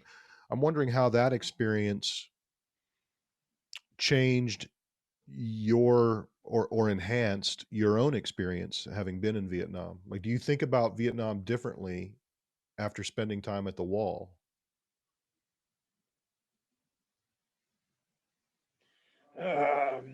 Okay, let me start out by this. In 1990, and I'm probably going to get a little emotional about this, bear with me. About 1990, I had an opportunity to drive to Washington, D.C. I had a friend over there, Karen, who was like a sister to me. Her mom lived there in the Washington, D.C. area, and I hadn't seen her for 17 years. But all I really wanted to see was that memorial. Hang with me, okay? And so I go to Karen's house. She gives me a subway ticket. I actually thought the subway, you know what the subway is, the metro? Yes. You've seen these rides in these theme parks where these people are sitting in this chair and their feet are hanging down. Yeah. And they're going like this. Mhm. I thought that's what the metro was. Anyway, so I make my way down to DC, and I'm walking up, and there was a guy there. I said, "Which way is the Vietnam Memorial?" And he pointed that way. So I started heading in that direction. I walked all the way along what was then the reflecting pool, which is all new. And I walked clear up in front of the Lincoln Memorial, and I'm thinking to myself, where the hell is this thing? So I looked around, and back over the other way I could see it. So I said, there it is. I'm telling you, Michael, I started walking, and I didn't get any closer to it than where the flagpole was. And I'm thinking to myself, there's something wrong here. There's something really wrong. And I don't think I can do this. And that day, I couldn't do that. I found myself walking out in the trees, out in the area where the memorial for women in the armed forces would be built, back and forth. I got so upset that I couldn't even look at the damn thing. And I'm thinking to myself, hell, I came all this way and I can't even do this. So I headed back to the subway and then back up to Bethesda and so on. That was my first experience there. 2 years later, well, the next year I go there again, but I'm helping Karen do some stuff on her house. The year after that, we're doing all this stuff, and I said to Karen, would you be willing to go take the subway down to the Vietnam Memorial? She said, sure. Completely different. Completely different. I found myself making 2 tracings of a name of a guy that I was in Vietnam with. He was a combat Marine. When I was over there, I was at the hospital, and we're getting ready to watch this movie. And the movie was called Fantastic Voyage with Raquel Welch. You ever heard of her? Yes. Okay, well, she's supposed to be wearing a 2-piece bathing suit. Well, I look out there in the sand where all the benches are, and I see Tom Lynn from Pomeroy, Ohio. I said, that kid out there with the white hair and the funny nose. Matter of fact, his friends called him Beak. Yeah, funny nose. And I always called him Tom. So anyway, so I showed him all around the operating room. He wasn't too happy about that. And make a long story short, Tom, that was in May of '68, and Tom was killed the day before his 22nd birthday in August. And so anyway, I made 2 tracings of his name. The first 2. And so many times when somebody would be over there, they would say something like, hey, I saw you making these tracings. I don't know anybody that died in Vietnam. I don't even know anybody that went to Vietnam. Would you be willing to make one of these tracings for me? And I would say, yeah, come on. So, and that was the name that I would do it. I must have done over 100 just for Tom Lynn's name. I remember a funny story. This is just one of them. I was there one day, and you ever heard of a guy named Joe Montana? He's an actor. Yeah, the actor. Yeah, sure. Yeah. All right. So I saw him over there one day, and I'm thinking, golly, the guy looks like the guy on TV. Well, then there was this girl there, and she had 2 children with her. They turned out to be his family. I didn't know that. So this girl comes up and she says, I didn't know anybody that died in Vietnam. And I saw you making these tracings. Would you be willing to make one for me? And I said, sure. So now we're going up the west side of the wall toward the Lincoln Memorial. And her old man says, and I guess by then I realized that they were together. And I said, where are you guys from? She said, California. And I said, what kind of work's your husband doing? She said, he's an actor. And I said, well, I thought that's who it was. I still didn't know his name. So he yells at her and he goes, and she's with me, and she goes, where you going? She says, he's going to make a tracing. He said, well, do it here. Do this one. She turns and she goes, no. And we keep on walking, and she says, yeah, here, do the name Garcia. And she says, no. And she looked at me and said, Andy Garcia is our next door neighbor. So I went up there and made the tracing of the name, wrote all the information pertinent about where he was from, U.S. Marine Corps, where he was, when he was born, when he died, and I ended up with her pen. I always felt bad about that. Anyway, so, and that's not the last time I saw Joey Montana. I'd see him over there often. Yeah, that was just one of the many stories there.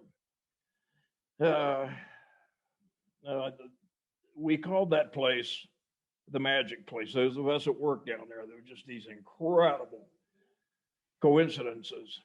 And one of the stories, they wrote several books about some of the stories that had been reported by the volunteers. One of them was about me, or was written by me. Well, anyway, this girl named Libby Hatch, who's since passed away from a motorcycle wreck. She was Jan Scruggs. Remember Scruggs? Yeah. Okay. She was his right-hand person, and the Girl Friday. And I mean, she could get anything done.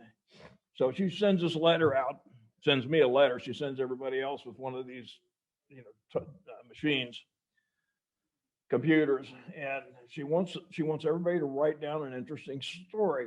And so so I just didn't get around to it. Well, then she called me up and she said, I want to know where your story is. So I ended up writing her 2 stories. Well, when this book comes out, which probably cost about 11 cents to print, it goes all over the country. And what has happened, it's called fundraising. People send for 11 cents, they send in a $25 bill or something. And so when the book comes out, there were 12 volunteers that wrote these stories. There just happened to be 13 stories, 13 stories in it. And 2 of those 2 stories were mine. Well, the first one was, I'm working there and I run into this guy, scruffy looking guy, had a beard, gray hair, and he wants me to make a tracing for him. And I go, and this is back when we had this great big New York City phone book looking book directory. It had all the names and where they're located. So we look up the name, sure enough. So I go over here and I'm running a little bit late, Michael. Normally I have a certain window where I got to get across the river and get out of town before the traffic loads up. So I said, okay, what's the name? So we get the name and go over and make it tracing and hand it to him. And he says, here, I say, here, have a nice day. Well, he goes, well, wait a minute. I got about 8 or 9 more names. I go, I said, okay, let's go. What's the name? And he goes, well, they all died the same day. And that tells me that they're all right there in a paragraph. So I go back over there. Here's one, here's another. We made about 8 or 9 of them. And then the guy is standing there and he opens up his wallet. I'm thinking, yeah, here we go. And so instead of pulling out a $5 bill, which we don't take anyone's money for that. So instead of pulling out money, he pulls out this business card. And on the business card, it said Carlos Hathcock. And he asked me, do you know who this is? And I said, yeah. And he says, I want you to have this. Hathcock was a Marine shooter, sniper, famous. They wrote books about him. Oh, that's right. Hathcock had signed the back of his card, so he wants to give it to me. I said, listen, my son is in Marine Corps boot camp right now. When he gets out, I'll give him this card, and I'll have it laminated like back in the old days. They would laminate your ID cards. Okay, and so that was one of the stories. And then so when the book comes out, and I think Libby gave me like a dozen copies, and but this book goes all over the country. So then all of a sudden, I don't know, a month or 2 later, I get this letter from this guy from Arkansas. And who the hell he got? Well, the first letter was actually from Scruggs. I'm thinking, I don't send him any money. So I open up the letter and there's a letter inside it. And the letter is from this guy from Arkansas named Conley Bagby. He was a Marine. And Hathcock also was from Arkansas. And Conley Bagby and he were in Vietnam together. And so so he writes this letter in there. He says, for some reason, I ended up with this book. And the more I read your story, I recognized it was me that you was talking about. And so I finally got off I got on the phone and called him, and sure enough, I got to keep in touch with him. He was a volunteer fireman, clear up in the northwest corner of Arkansas, in a town called Siloam Springs. Conley Bagby has since passed away, but I kept in touch with him for like 5 or 6 years, and then I also got and I have Conley Bagby's original letter. I also have a card from Joe Hathcock, that's Carlos's wife, down there in Virginia Beach. I still have the original card from that, and she wrote the note and said that Carlos has a lot of respect for hospital corpsmen. That's just one, and those two. That's the first story in the book. The second story was in the wintertime. We'd be there at the wall, looking out to the south, and the sun's out there in your face. You'd stand there with your arms out like this.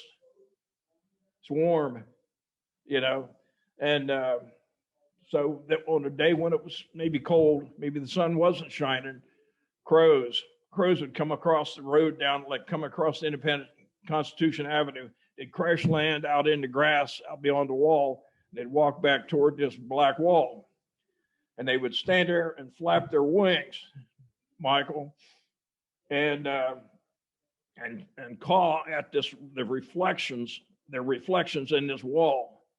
And so I wrote a story about this. It's funny. All of us had seen it. It's funny. I was the one who wrote the story, wrote about it. So those are the two stories that ended up in that book. How am I doing? You're doing great. You're doing great. I do remember, now that you mention it, there was a book called Why Vietnam Still Matters. No, there was another book I'm thinking of that was called either Badass or Badasses, and it had the Hathcock story in there. That's where is that right? Yeah, that's where I recognized the name from. Yeah, Carlos was injured. I don't think he didn't spend all 20 years or whatever. He was injured in an Amtrak explosion, and he had some severe burns. But when I met Conley Bagby, he's telling me about Hathcock, and he said it just broke my heart to see he had MS, or Hathcock by that time had MS or some other debilitating neurological problem. But that's what Conley said about that. Yeah, I think he had maybe still has the record for the longest, I guess, kill shot. Yeah. You have an interest in firearms? No, not particularly, but it's too bad. You need to get one. Is that right? I have an interest in amazing stories, and his is an amazing story for sure. And speaking of amazing stories, so you're working at a fire department in Fort Myer, exactly, on September 11th, 2001. Can you kind of walk me through that day? Sure. That was a Monday. I'm sorry. Let's back up a day. Monday was a day off. Monday was a day off for me, but I was, our entire fire department, with the exception of 6 people, had to take a class, firefighting class. Believe it or not, Michael, the class had to do with airfield firefighting. Myself and 4 or 5 other guys that already had this class, we didn't have to take it, but several of us would be the ones that got stuck going down to the Pentagon heliport and manning the fire truck down there. The fire station at the Pentagon is located on the west side of the Pentagon. Actually, the fire station that I'm talking about at that time was brand new. Also, we had a brand new fire truck there that cost about $300,000. It was an airfield type vehicle, heavy, big, carried a lot of water, carried a lot of foam, stuff like that. Whenever there are any helicopters coming in and out of the Pentagon, there's going to be a crew there to operate the flight control tower, and the tower actually sat above on top of the firehouse. Also, when you've got flying down there like that, there's going to be a crew there to operate the emergency fire vehicle. Those 3 peak crew members that morning were Dennis Young from Carroll County, Ohio, Mark Skipper from Buffalo, New York, and myself. I was actually there Monday on the day of this first class. I was there Monday. Dennis was there also, and John Pine was the 3rd firefighter on Monday. That was an off day for me, and I knew I was going to be there all week because of this class. So that night, Monday night, I stayed in the firehouse. everything up and running on Tuesday. We get down to the heliport. I'm sorry. And on Monday, George W. Bush arrived about 9:30 that morning. He's going to get on the helicopter there at the Pentagon heliport. The helicopter is going to take him over to Andrews Air Force Base, which is over in Maryland, about 12 miles away. He's going to get on the Air Force One, and he's going to fly from there to Sarasota, Florida. If you recall, he was down there to congratulate this group of young children, second graders or something, and and compliment them on their reading skills. So while he is down there, okay. So on Tuesday is when he goes to the school. His travel day was Monday. So while he is down there, this is when we have and Bush is scheduled to return on Tuesday back to the Pentagon at noon. So this is early in the morning. They talk to the school kids and stuff like that. During this time, everybody becomes aware of the attacks in New York City, and not real sure exactly what's going on. And then eventually the attack at the Pentagon, and then eventually the United Flight 93 that crashed into Somerset County, Pennsylvania. So anyway, so that's the scenario. So here it is, Tuesday morning. Everything is up and running. We're ready. I got everything all set for Bush's return at noon. Our first helicopter was doing about 10. Could have been anybody's helicopter. We become aware of this other stuff, the other attacks about 9 a.m. And so, like I said, everything is all set for Bush's return. The fire truck is parked outside of the open end of the firehouse. It's pointed perpendicular away from the Pentagon. It's about 30 feet from the opening of the apparatus door of the Pentagon over to the passenger side of the fire truck. And the back of the fire truck is probably about 10 feet away from the Pentagon. I parked the fire truck there that day, Tuesday, also on Monday. I wanted the fire truck out of the firehouse long before the Secret Service people get there. I have seen this in the past and you're going to have an enormous amount of vehicles coming down there when this entourage comes over, the whatever the hell it's called, when a bunch of cars get together. Anyway, so I wanted the fire truck out of the firehouse before the Secret Service people bring their 3 Chevy Suburbans and park right in front of the entrance to the firehouse. And oftentimes the fire truck is still in the building. So I wanted to have that definite easy access from the fire truck out to the heliport, which was only about 75 yards away. And I had done this exactly. The fire truck is parked exactly in the same place as I parked it on Monday. Everything is cool. Mark and I are tinkering around. We know about the attacks in New York. We're tinkering around the back of the fire truck. He climbs down out of a compartment there, and Mark and I began to walk to the front along the right side of the fire truck to the front of the fire truck. Dennis is in the firehouse there, and he's probably watching the New York City news. There is no warning, Michael, of what's in front of us or what's about to happen. No noise, no nothing. Skip and I get out beyond the fire truck, maybe 10 or 15 feet. Skipper is to my right within the arm's reach. We're talking about guns or the Marine Corps or something, I don't know. And a flash or something about a 45-degree angle off to my left caught my eye. And when I looked up, there was the airplane. The airplane is about 200 yards away from us at this point. It's approaching the Pentagon at about a 45-degree angle. Like I say, there was no warning of any kind that there was something in front of us that was really wrong. And so the first thing I realized that something is wrong is we see the airplane. Immediately, as soon as we see the airplane, we are enveloped in this very loud, incredibly loud noise. It was so loud, Michael, that it damn near drowned out the noise of the plane hitting the building. I've heard a lot of people doing a lot of the interviews talking about just before their feelings, just before the airplane hit the Pentagon or wherever they were, they hear this sound like the airplane is slowing down or whistle or something like that. I can't argue with somebody wanting to say that. I think it's a mistake on their part that that's the way they recognize it, because Mark and I were outside the building. The airplane is right in front of us, and the only thing that we heard before the plane hit the building was the noise. I'm sure it was from the engines. From the time we saw the airplane, I think I took a lot of static about what I said when I saw the airplane. But Skipper and I saw it, I guess, basically at the same time. I would say no more than 2 seconds or 1 second maybe from the time we see the airplane until it hits the building, and it's over.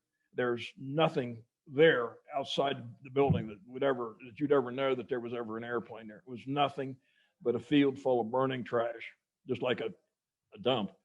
A tiny piece. There was out around the heliport. You couldn't put your foot anywhere in any position without touching something. It was just thousands and thousands of small pieces of something. Part of it was the building. Most of it, I'm sure, was the airplane. Because of the approach to the airplane's approach to the Pentagon, I would say it's been documented.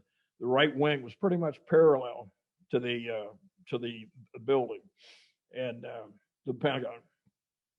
And if you happen to see the hole later on after some of the smoke was knocked down, it was like a sideways keyhole. It was like, instead of having the thing pointing down like this, it was over pointed to your left, and that would have been the reflection of what, because of the position of the left wing. We've always been told that they believe it was the left wing. It hit the left rear part of the fire truck, crushed it, and also tore the left rear wheel clear off of the fire truck. Mark Skipper, 10 seconds before that, were standing right there on the opposite side of the truck, over on the passenger side. So just one of the miracles that happened that day. So I am running. I completely forgot about Skipper. I forgot completely about Dennis. I'm running. My thoughts are very clear, Michael. I'm thinking, now we're being attacked. We are running, I suppose. By the time we actually started running is about the time the plane actually hit the building. So Skipper, unknown to me, is going off about a 45-degree angle off to the right. I am running pretty much parallel to the Pentagon. I am on the outside of the fire station. The Pentagon is here. The fire station is on the west side of it, and I am on the west side of the fire station. I remember the noise. I remember when the plane hit the building, it was just a crunch, not a remarkable noise at all. Plane hits the building. I'm thinking, oh, hell, plane has hit the building. I better run until I catch on fire, and after that, I'll do something else. So then I feel the pressure from the explosion, and then I feel the heat from the fireball. So there was no doubt about it. Mark and I were in this fireball, and the heat was bad, really hot.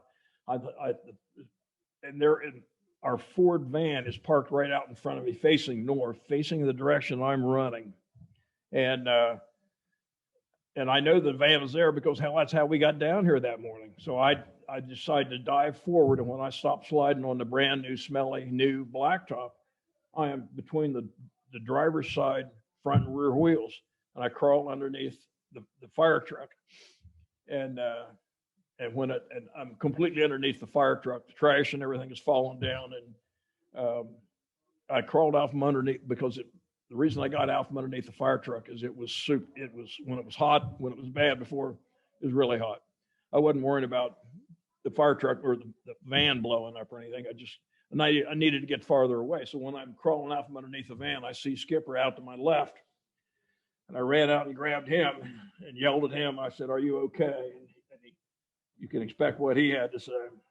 I said, "Get your shit on.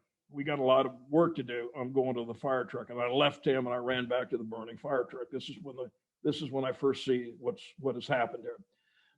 there was nowhere, like as I said, where I am running back toward the fire truck. I'm not walking, I'm not jogging, I'm running. I need to get back to the fire truck. My plan was, because of the fire was so huge, I'm going to use the phrase behind the fire truck, referring to maybe, is that thing working still? Okay. And I'm thinking, need to pull the fire truck away from the building. Well, at that point, the fire wasn't in the Pentagon. The fire that I'm looking at is 50 feet high. It's the fire truck's on fire. And so I left Skipper, run back to the truck, get in, left the passenger door open, put the headsets on, tramped on the, started the fire truck, punched the brake off and everything, tramping the accelerator. Skipper will eventually be outside the passenger door, and he's trying to catch my attention, and he's doing this. He wants me to turn off the fire truck. I don't know why he was worried about. I'm just trying to figure out what I have done wrong, and why does the fire truck not do what I want it to do. And so I see Skipper do this several times. Apparently, when I'm tramping the accelerator, it makes a noise. The actual noise of the accelerator hitting my, okay, you guys, I'll talk to you later. Sorry about that, Michael. And apparently, according to Skipper, every time my foot would tramp that accelerator, flames would blow out of the back of the fire truck. And well, apparently there was quite a bit of damage to the engine compartment back there. And the Skipper wanted me to shut off the fire truck. And like I say, I don't know what he was worried about. I was still trying to figure out what I've done wrong. Eventually, give up on the fire truck. I shut it off. I make the radio call to Fort Myer. My radio message is coming from foam 61. That's the crash truck to heliport. My message was just simply foam 61. That's us, Fort Myer. We have had a commercial airliner crash into the west side of the Pentagon at the heliport, the Washington Boulevard side. Come at once. I went on to describe the airplane as a 340 Airbus. Am I saying it right? No, 320 Airbus and a 757 Boeing. There is a difference when I do this, when I tell this story. I'll say, if you want to know the difference, see me after class. Just a little humor there. I see Skipper doing this again. I take the headsets off and throw them up in the dash, kill the engine, grab my helmet and threw it out of the bus, grab my radio, a lantern, a bag of personal goodies, and my face piece. I carried this stuff out of put it on the floor, got out of the truck, took it from the floor of the fire truck, and put it over between the firehouse and the van. I figured it was in a place where it wouldn't be a lot of traffic. I would know where it is. I'll be able to, because I'm going to need it later on. However, I was not able to use any of the stuff later on because of all the other things going on. That's when I come back into the firehouse. First thing I notice is the suspenders on my fire pants are on fire. So I tramped on them with my left foot.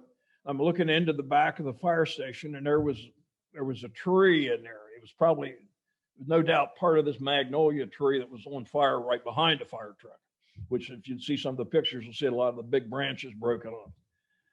But what it looked like, Michael, was a Christmas tree that was upside down and was on fire. And I'm looking at it, and I'm trying to put my boots and pants on. It's like the shortstop on the baseball team. He's looking at the runner, and he's looking down for the ball. And he keeps looking up for the runner, and he looks down for the ball, and he doesn't make the play. And I'm thinking, how did we get that tree down here this morning?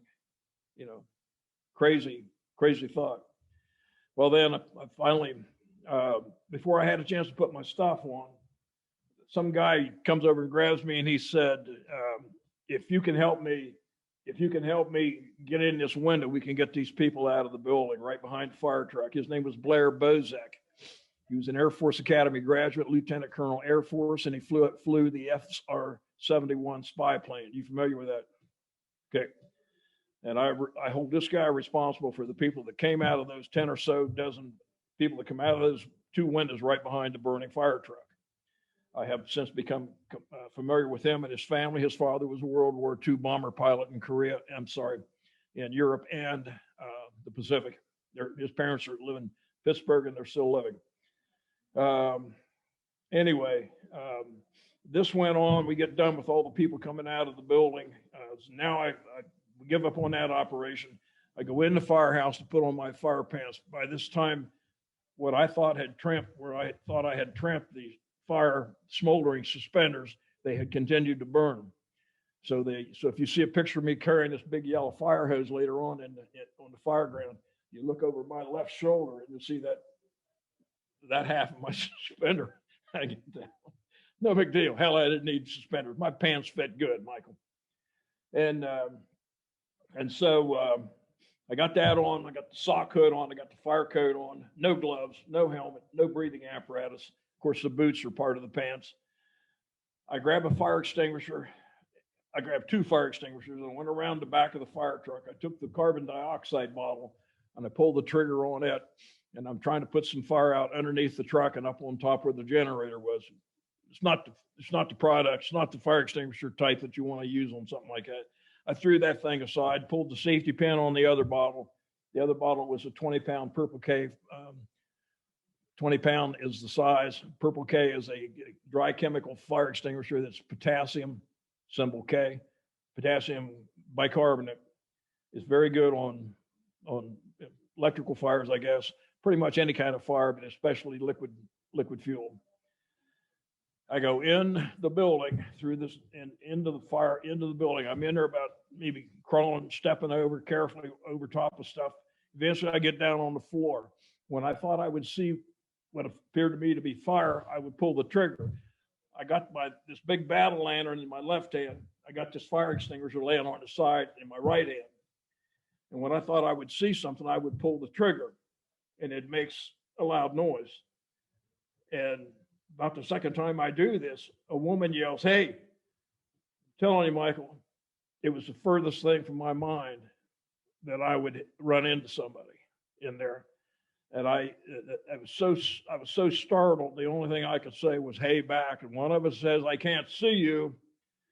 And this lady claps her hands and we're yelling back and forth. And her name was Sheila Moody. I keep in touch with her. And she worked for the Army accounting area, and that's where she was in the building. So at about this time, another name appears on this story, and his name was Chris. Should I have read this before I came here or not? I'll think of it. He was an Army Ranger, great big kid. And he intercepts this woman, and he and she are going out of the building, and they're walking out. She has seen that what she thinks is an electrical fluorescent light hanging down. It's long, oblong, and she sees it, and she's reaching for it, trying to push it out of her way, but she's getting closer to it, but she can't touch it. Well, about the second or third or so time that she tries to push this thing out of her way, she sees people in what she calls this light. What she's looking at is the door that I came in. And that's where the people were. They were outside the building. And so they're out of the building. I don't know what I did with that second fire extinguisher. It doesn't matter. When I get out of the building, shortly after I guess all this, here comes our company from Fort Myer. And I remember almost immediately I helped 4 or 5 guys carry this one guy who was unconscious. And I often I never really thought about this, Michael, for years, maybe not until maybe 3 years ago. They've got this guy, he's unconscious, he's on the ground. And I thought to myself, we'll say 3 years ago, why didn't I say, wait, let me see if we can get do some CPR on this guy or something, see if he's breathing, whatever. Didn't look like it. That kind of bothered me that I never thought to do that. You know, I could get fired 4 or 5 breaths into him. Let's pick him up and carry him all the way out to the guardrail. I just didn't think of it. And so when we're doing this now, we're starting to be now I'm starting to interact with our people coming from Fort Myer. One of the things, I think while we were carrying this guy, I look down and I see this big yellow fire hose. If I'm not mistaken, well, this is what I thought at that time. This yellow fire hose tells me that Fort Myer is on the scene. The reason I say that is because if I'm not mistaken, Fort Myer was the only fire department there in Arlington that had yellow 4-inch fire hose. And as I tell this story to the groups, I say, this tells me two things. Number one, Fort Myer is on the scene. And number two, I can't remember what number two was.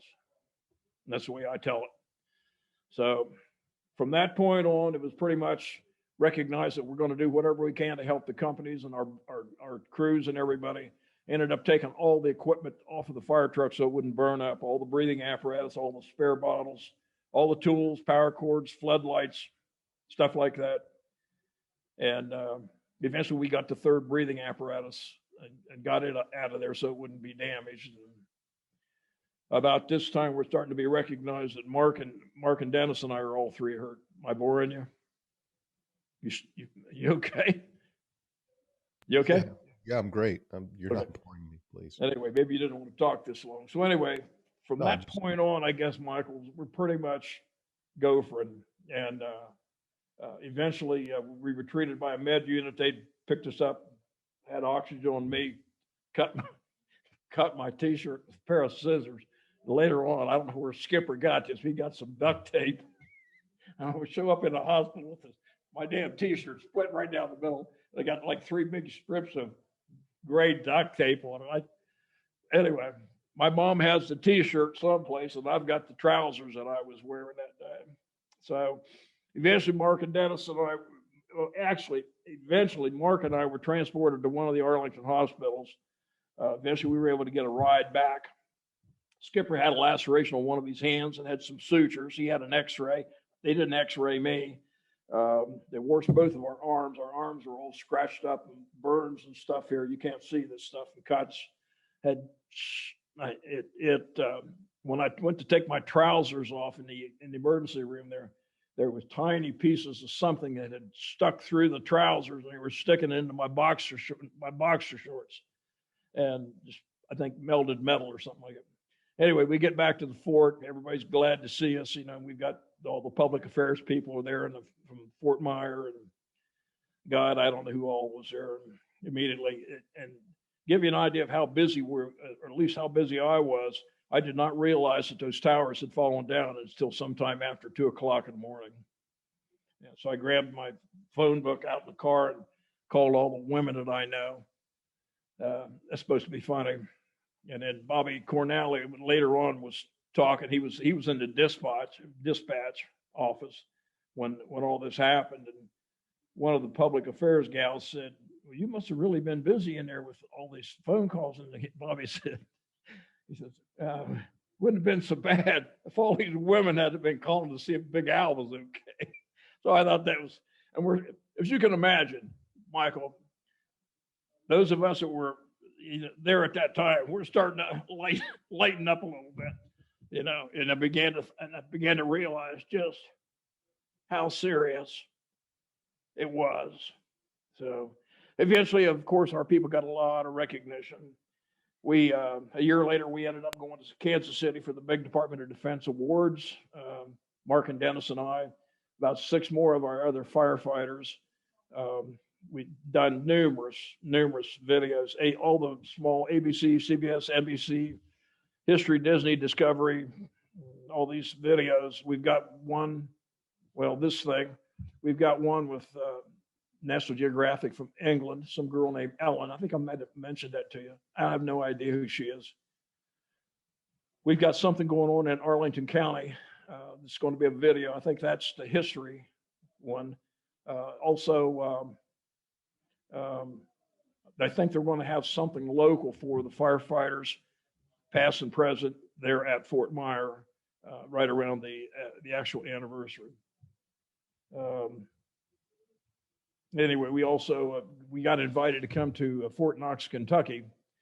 Well, when I tell this story, when it pretty much get to the point where I am now, I'd say, would you like to know what happened to the fire truck? Well, most people probably will.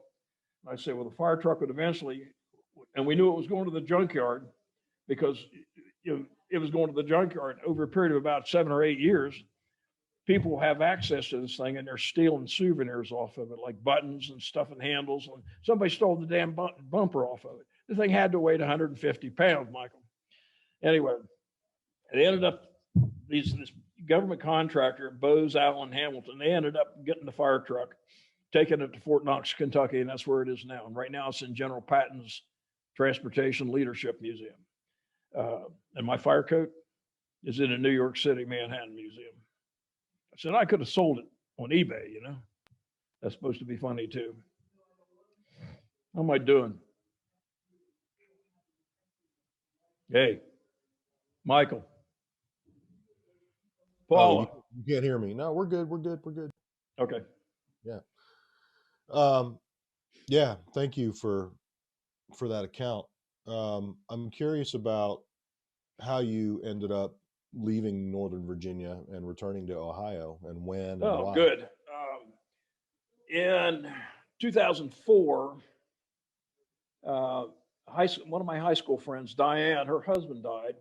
And by this time I was working on the tour bus in DC and Arlington. So my sister, well, anyway, I found out that Diane's husband had died. So I came back to Ohio. My brother lives over here about 2 miles from where we are right now. And so I came up here and visiting mom and friends back home. And certainly, as a matter of fact, the first place I stopped was Diane's house, letting her know that I was here.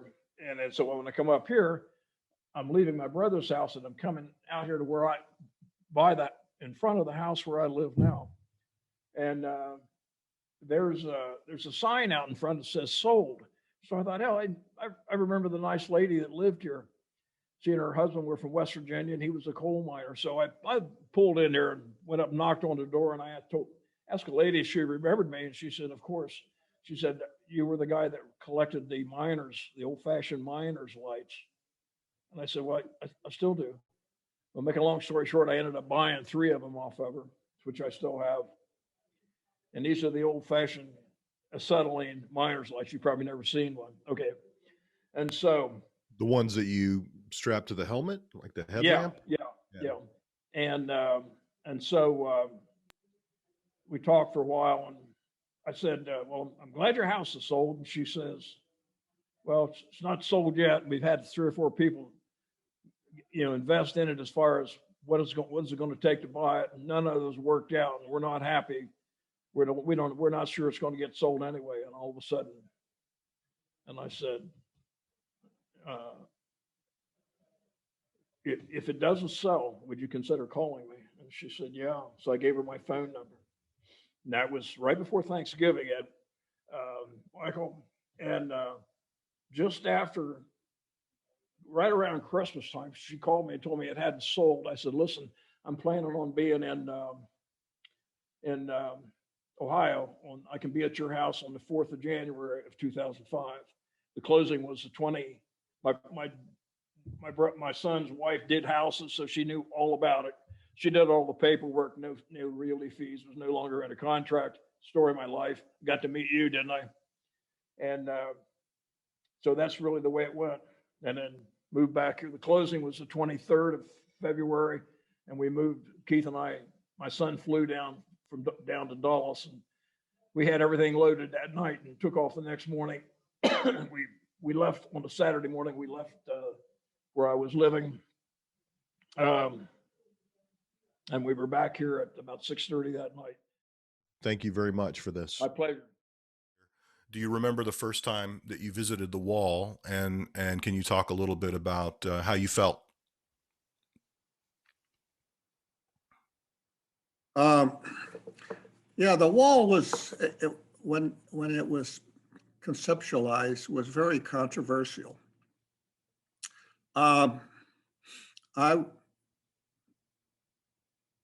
It was very controversial, primarily because of the fellow who was spearheading that, Jan Scruggs. himself was controversial in a way that Vietnam vets in general were controversial. And so when they finally designed this, the art committee, the other thing was that there were no veterans on that art committee. They were all from the artist community. So there was a lot of discussion and criticism about that. And then later, I think they did put some veterans on there, but when they made the selection, Maya Lin came out with this thing, the design, which most veterans that I knew at the time really did not like it. And primarily because from a historical sense of view, most memorials are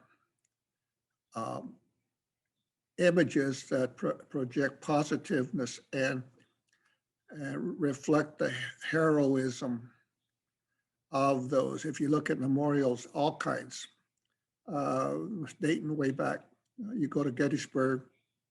If you looked at the memorials at the National Cemetery, statues, if you look at Arlington, if you look at the Punch Bowl in Hawaii, they're all beautiful in their settings and what have you. And especially with the memorials in some areas like Manila, for example, the memorial to the American forces, their columns are up, they are white marble, or just like the Pearl Harbor, the memorial at the Arizona, and they display the names are displayed in a manner that reflects the proudness.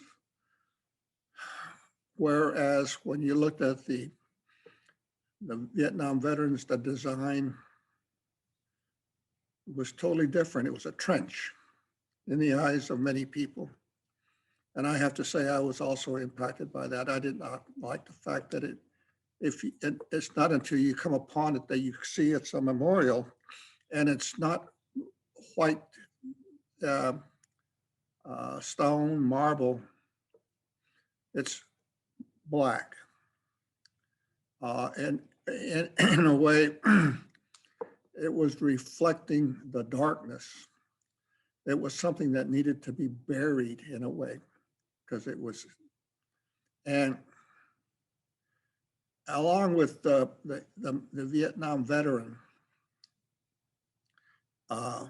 which was an issue at the time, the Vietnam veteran image was very controversial. Unlike other World War I or World War II battles or wars, even Korea, the American soldier was always the guy in the white hat, and the media portrayed the Vietnam veteran in a sense that they were the guys in the black hats. They were the images that the media, Hollywood and the media portrayed were the guys that were drug crazed killers that had come back doing harm. And the war being the way it ended, the war was very controversial in the fact that when it ended, it was considered to be we lost the war. So that had many complications. And so to get back to your question, I think that when I saw the memorial, and I spoke at the memorial at its dedication, I had it was a different sense, that because when I saw the job that was completed, I was one of the speakers. There were many. And we were seated at the apex above. There was seats and the podium up there. But what I was looking at was a sea of Vietnam veterans and their spouses and their girlfriends and their families, and their boyfriends or girlfriends. And there were many. And what impressed me was that they also were very, very interested and some had come a long ways to see this memorial, even though it had been controversial. And then what impressed me was the fact that when the speeches were over, and the crowd could move forward to look at the wall because they had been held back by the ropes. They were while the speeches were going on and the ceremony. When they came back, they all came forward to look and touch. And I recall that they were very moved by that. So my whole attitude, which I really wasn't that much against it when I was finally finished, but my whole attitude changed because I saw the reaction of the veterans themselves when they came forward and looked for the names and the objects that they left. That I think that was most significant to me because it really demonstrated how they felt. And and being fairly new at the VA, and at that ceremony, I was acting head of the VA because Harry Walters had not been named. He was a fellow that actually replaced Bob Nimmo, who vacated that job, resigned, and so I was acting head of the VA. All of that and that ceremony and what I experienced when I first came over to take the job at the VA as a deputy, number 2 at the position, and what I encountered at the VA all seemed to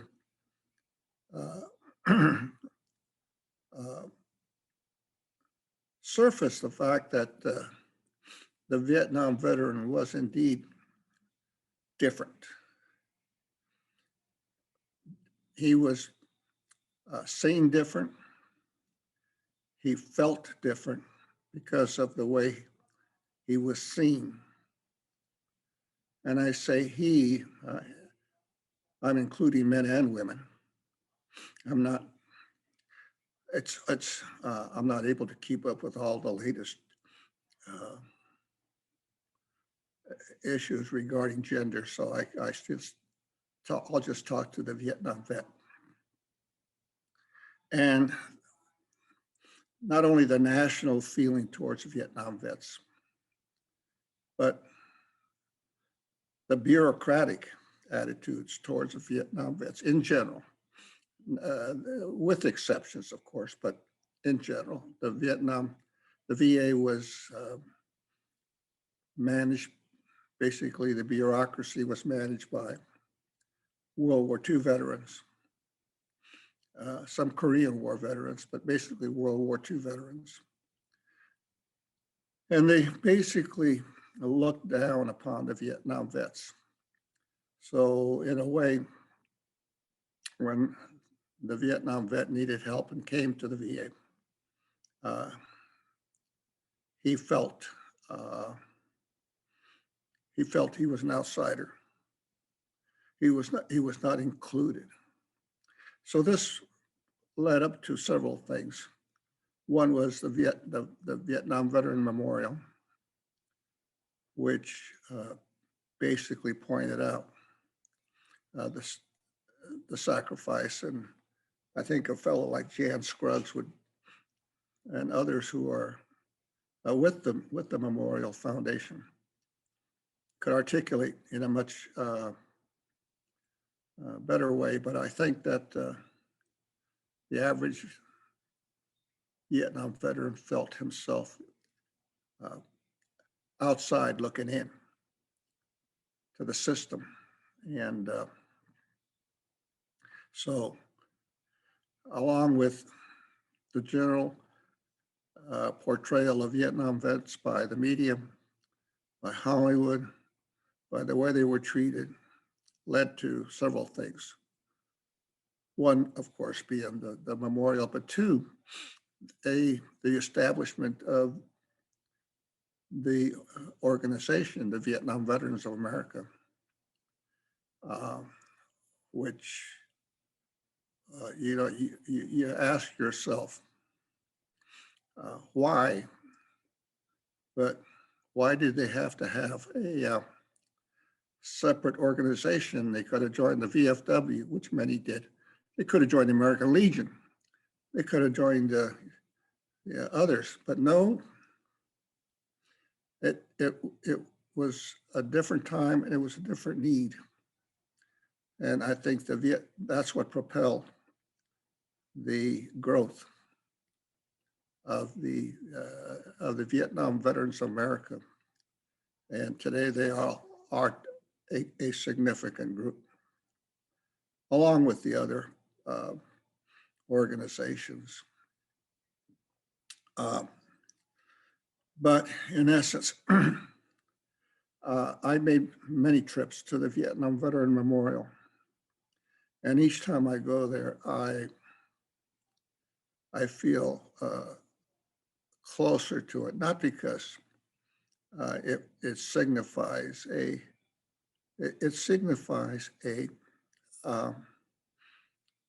recognition of the contribution that the Vietnam veterans made in a time in our history that is still looked upon as a controversial, as a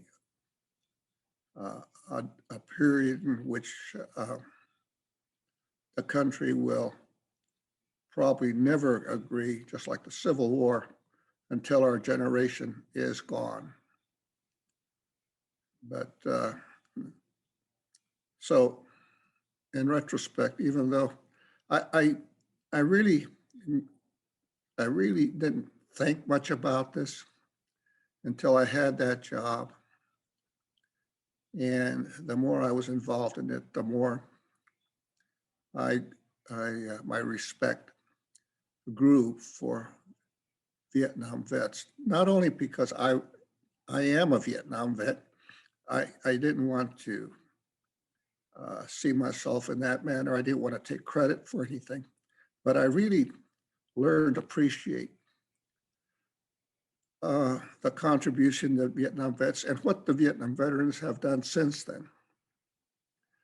After the war, if you look at the number of Vietnam vets percentage-wise that went on to take advantage of the GI Bill and further their education and become members and contributors to their communities, to their society, was greater than the World War II population and greater than the Korean veteran percentage-wise. And so I think that we've learned a lot. The country learned a lot by the way they were treated. As a result, that when we got to the Gulf War, the country learned to recognize the difference between Vietnam and the further or successor wars, and that being that in Vietnam, generally speaking, the Vietnam vet was blamed for the war. But after that, they learned to distinguish between the war and the warrior. And whether or not you politically agreed with the war, you did not blame the warrior. And the things that began back after the Vietnam era, particularly the accounting of the missing, is something that I think has embedded in our policies afterwards, that we don't leave anybody behind. I think as a reflection as how many we left behind, perhaps. Not only dead, killed in action, but missing. And then that extended later back to even World War II, and certainly Korea. So there was a lot that happened in that period that reflected the way things were after the Vietnam War and what has come to be today. So I don't know if I'm making much sense to you, but Well, I have to say it definitely helps that I read the book before coming into this conversation, because it really helped me. It really enhanced my conception of what it was like coming home. And one of the things that struck me was, I've heard um, there's been a lot said and a lot written about how uh, Vietnam veterans, for the most part, were treated when they got home. It hadn't occurred to me that it was so different for you, right? That there was a subset of Vietnam veterans who came home and were hailed as heroes. And you talk in your book about hero status and how you wanted to use that to be part of the healing. Um, so I'm wondering, when you arrived at the VA, uh, what are some of the ways that the way the bureaucracy regarded Vietnam veterans, what are some of the ways that manifested itself that you saw that you wanted to change? well, there were first of all, when I arrived at the VA, I had no clue as to what it was like and what it needed to change, because up until from the time I arrived back in the States in 1973 to the time I arrived at the VA in 1982, it's almost, well, it was 9 years. And, and it was very, very revealing, because I mean, just when I went with the administration, it wasn't because I was politically involved. In fact, it was the opposite. I was never politically involved. I personally met President Reagan and Nancy Reagan when he was a governor, and I met his staff. And then when he was elected in 1980 and came to Washington, I was already here. I retired from the military, and coincidentally, I just happened to be going through a transition stage, and so it was a natural to join up with the team. And so my first job was at the Peace Corps for a year and a half as a deputy of the Peace Corps, and then I was a deputy of the VA, number 2. But like I said, when I went there, I was immediately acting head of the VA. And then I was there when the secretary or the administrator at the time, like the secretary today, came in. And then he left, and I again was acting until he was succeeded. When I came, Vietnam vets were camped out in Lafayette Park. They had barricaded the front door of the VA headquarters building, and the issue was Agent Orange, and they wanted help, and they weren't getting the help. And then when I first came in, like I said, I found myself acting and looking around to see what needed to be done from an organizational point of view. So I called up the head of the medical department, Dr. Custis at the time, and the head of the benefits department, a lady named Dorothy Starbuck, World War II veteran, and the head of the cemetery organizations at the time. And I sat at the table and basically I asked, who else is here from management?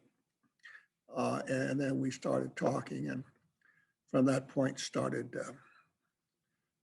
staffing the positions that I needed to be an effective deputy.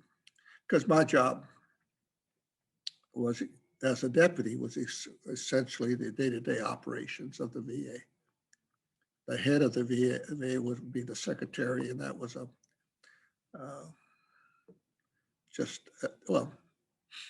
secretary's job.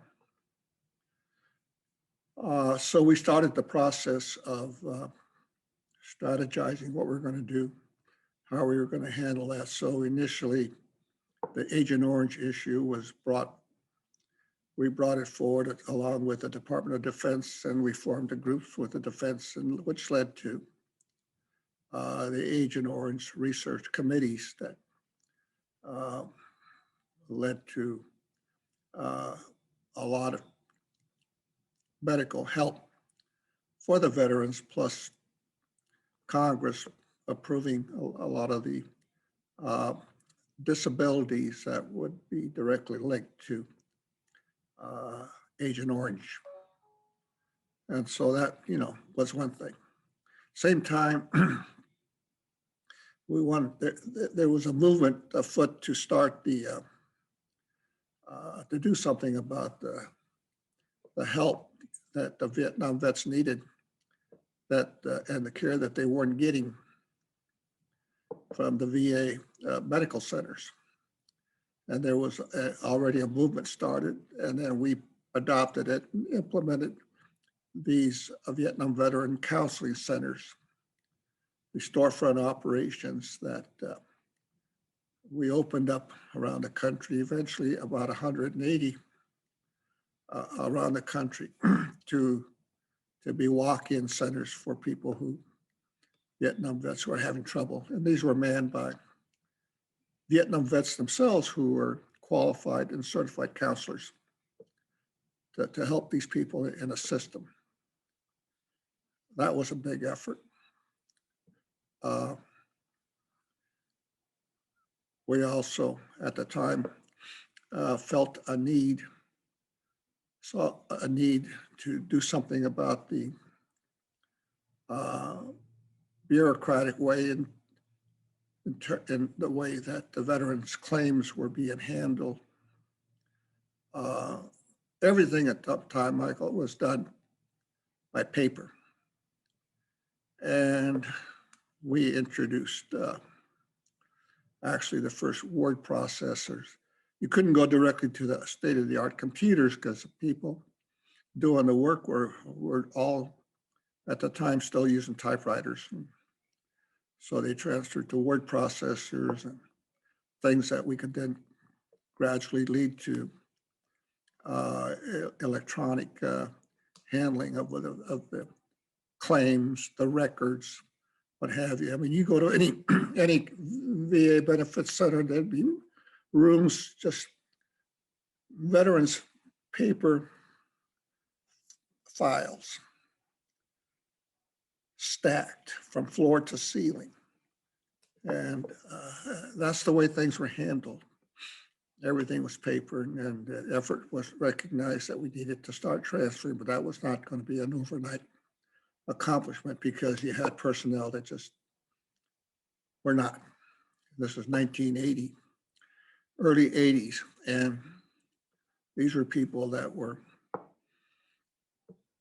had grown up and served in World War II and Korea. And Vietnam vets were just now starting to get into the system. And they knew that, but so we knew that we were going to have to just push it along. Along with that came the medical records. And that was a big thing we did. The doctors out there were trying to take their little laptops that we had at the time, the elementary ones, and do work and on their own. There was no standard system. And we fought. One thing we did was we pushed through the first electronic system called, it was the mumps system, was nomenclature of which basically to standardize certain aspects of the hospital system, the dietetics, the pharmacy, and I don't recall the other, the administrative part. There was one other area that the system at the time could handle, but over the objections of Congress and a lot of the other critics of the VA, the doctors wanted something. And I recall we went with what the doctors wanted and pushed this. There was just a lot of log jams and what to install, and there were a lot of calls to run tests and see which system would run best. And these would take years, and we didn't want to wait years. So that's one of the other things that we did at the time. But the other thing that I think I take pride in is we established very good relations with the veterans organizations, the Legion, the American Legion, VFW, DAV at the time, with the Vietnam veterans, and the AMVETS, and other smaller ones. And we actually, I think, worked very well with them, recognizing that that having them recognize that we were their advocates, not their enemy. And at the time and up until previous times, I believe OMB was seen as the enemy in the administrations. And there was always a conflict there. Of course, the veterans wanted more and more. And in many cases, they really deserved, they had their claims for more funding here and there were realistic and necessary. So I was there for 4 years. And then I left the government because of personal reasons. At the time, Well, that's a lot. Financially, there was a law that we couldn't double dip. So as a retired naval officer, I had to forego my retirement pay to work at the VA. And after a while, I went straight from military service to a political position. I didn't have the luxury of having established a practice or with a firm or what have you, so that I could go back to it. And the VA was not a place where there was a demand in the private sector for executive jobs. And so I needed to also take care of my family. Sure. Well, that's an enormous amount to take on over the course of 4 years, and I would imagine that a lot of the metrics of success take longer than 4 years to materialize. So, Oh yeah, you know, there's so definitely at the time, and I'm sure a lot of it is today.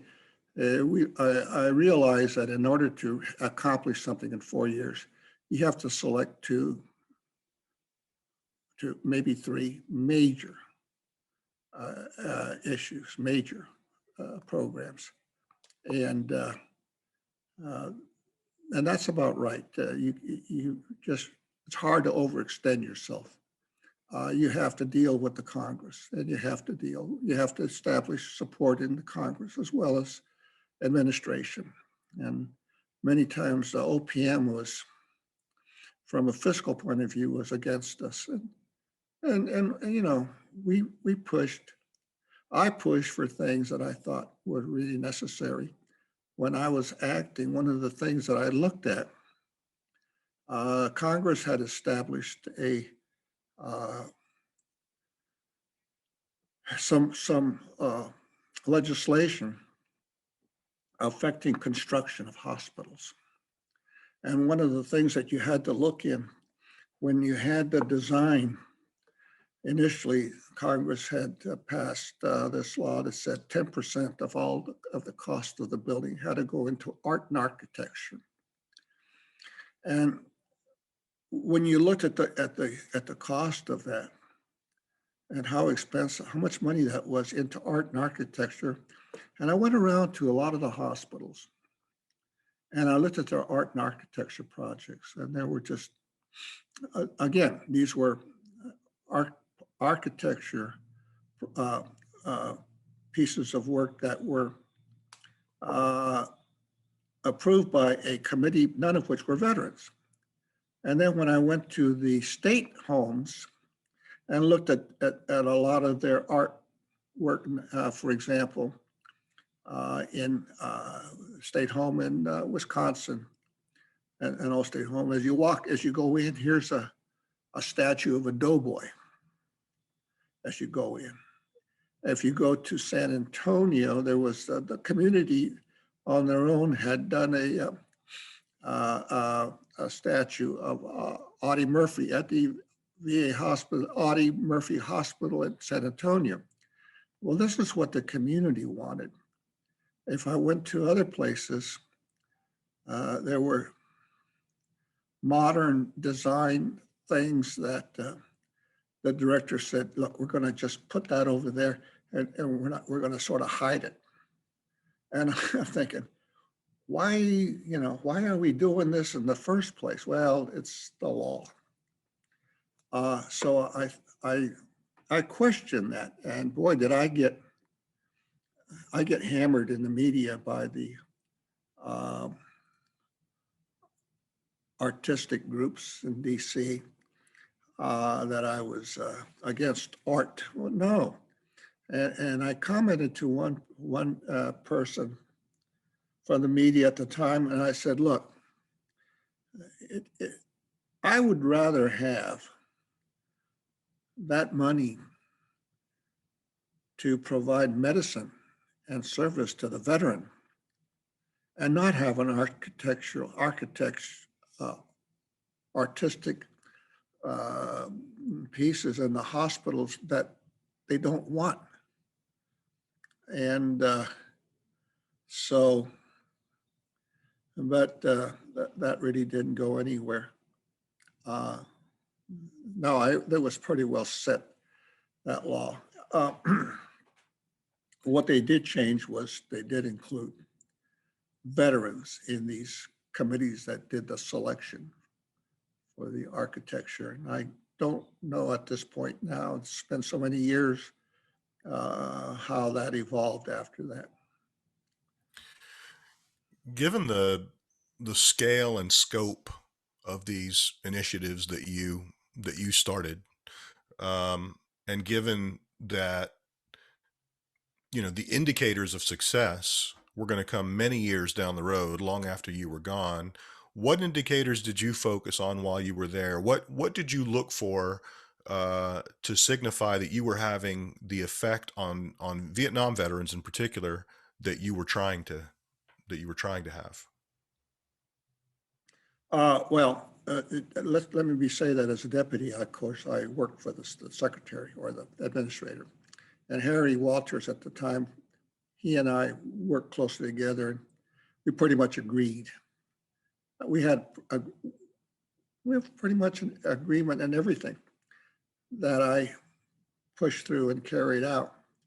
And everything was done with the future in mind of what would work best, like the electronic systems in the hospitals, the concept of cradle to grave, to follow the veteran and have his records and everything electronically from the time he was in service to the time he was deceased. That all those concepts, they've come a long way since then. The move for long-term care, outpatient care, the establishment of these outpatient clinics that we started then and have expanded. And later on, I was the chair of the CARES Commission that looked at the needs of the VA. This was in 2002. 2002, 2000, starting 2001, 2002, 2003. With the advancement in medicine was also the need for increased outpatient capability. So we started looking at the concept of contracting to the communities rather than there was more outsourcing of that concept. And there were the political battles within and outside the VA. But those are things we started pushing. The change in long-term care and this was where I took a lot of guidance from people in the VA who were also looking to improve things for especially the psychiatric and the care of the addicted folks, and how to best handle that.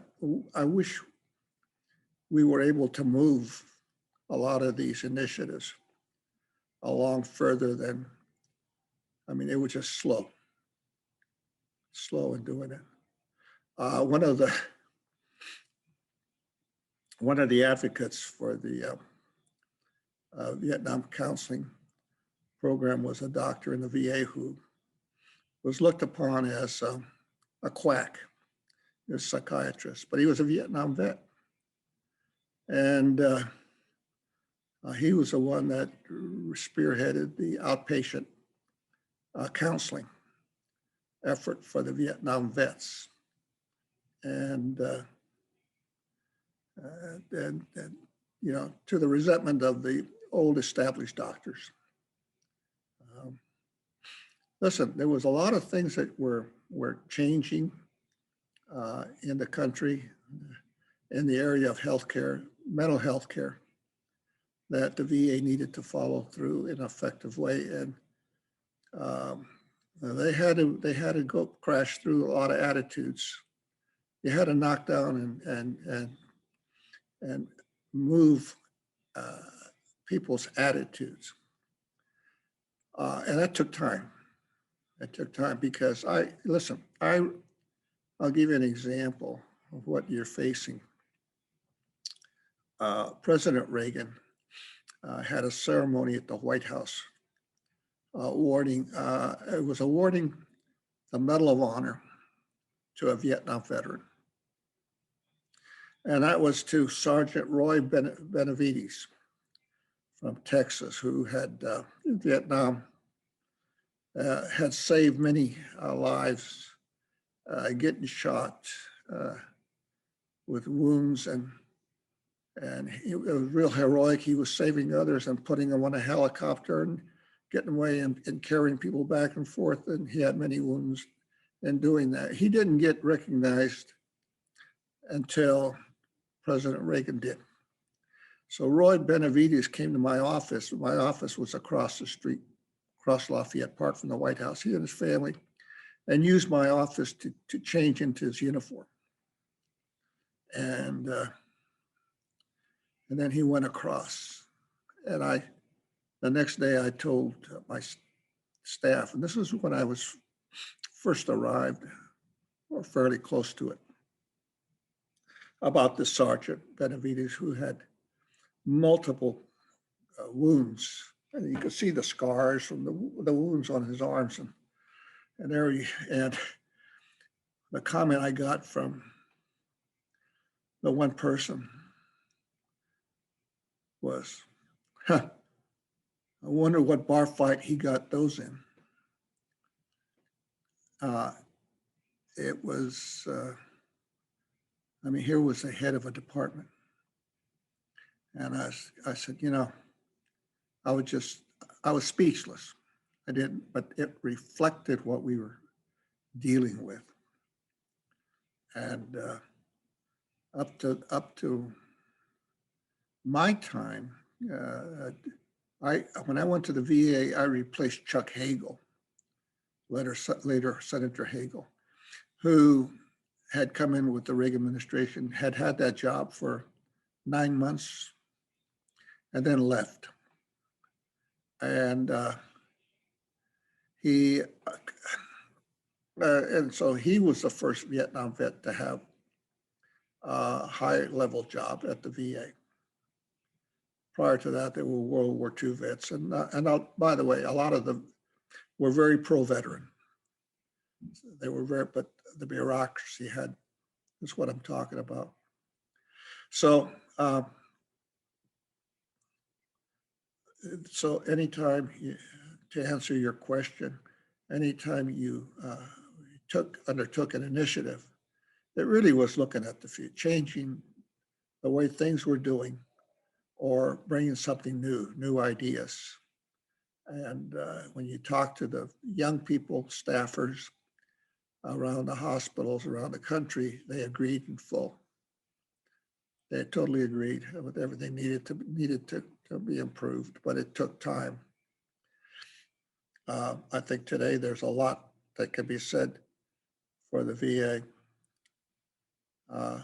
There were a lot of programs that were established and strengthened. When you look at the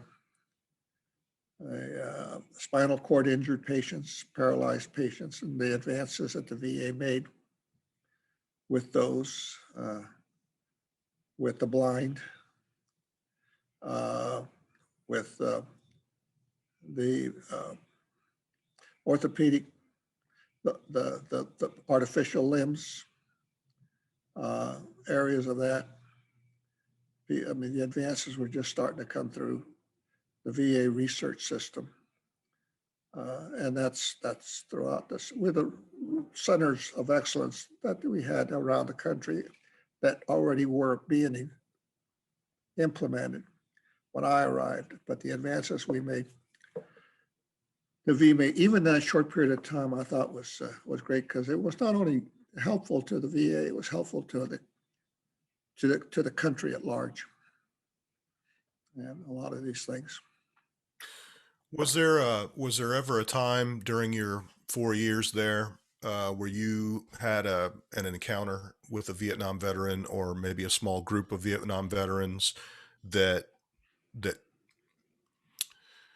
gave you a strong sense that you were on the right track, that you were having the impact that you wanted to have on that constituency? Michael, it's interesting you asked me that question. I'll have to go back to when I was first there. I first arrived at the VA, and I was acting, and it was Veterans Day, 1982. And as the acting, I went to the ceremonies at Arlington Cemetery. And there were, General Westmoreland was the main speaker, one of the speakers. And I was there, and in the audience were a lot of Vietnam veterans in their Vietnam, their fatigue jackets and stuff, but they were there. And I spoke to them, followed by Westmoreland. Caspar Weinberger was Secretary of Defense. And so at the conclusion of the ceremony, as well, I'm walking down the steps off the stage, and I was talking to General Westmoreland. We're walking, and I was hanging on to the handrail. As I walked down, Vietnam veterans a lot of them had gathered, and they were all, talking to me, and thanking me, and they were glad that I was there. And they were patting me on the back, and I had my hand on the rail, and this just blew me away. I had my hand on the rail, and one guy came, somebody was standing there, and he actually kissed my hand. And I said, wow, and the others were patting me, and good luck, congratulations, and all that. And I thought, hey, wait a minute, I'm not, but I guess he was swept up by the group, the crowd. And it blew me away. And I'm thinking, good God, that's not what I am. I'm not a God. But it was, I think, for people demonstrating their emotions and appreciation for what I had done as one of them. And I was what I was trying to do for them. And, but so I always took my job with that thought in mind. Especially, I kept thinking about that. I'm not a God, but I just, I would just do the best I could. And I think that doing that is what also led to this mutual respect between myself and the veterans groups, the organizations. When I first went there, when I first went to take the job, White House personnel asked me to come up and meet some people. And I walked into the room, and they had, the White House had already put out my name. But before they put out my name as the one that was nominated for that job, it was done very quickly. Chuck Hagel left, and they wanted me there right away before there was a lot of people, a lot of effort to put other people there. And I walked into this room, and here's Emilio Craya, head of the American, executive director of the American Legion, Gabby Hartnett, head of the Disabled American Veterans, and Cooper, I forget his first name now, head of the Veteran Foreign Wars, not the commander, the executive directors. These were the powerhouses. And they're sitting there looking at me, all World War II veterans. And we talked for a bit. And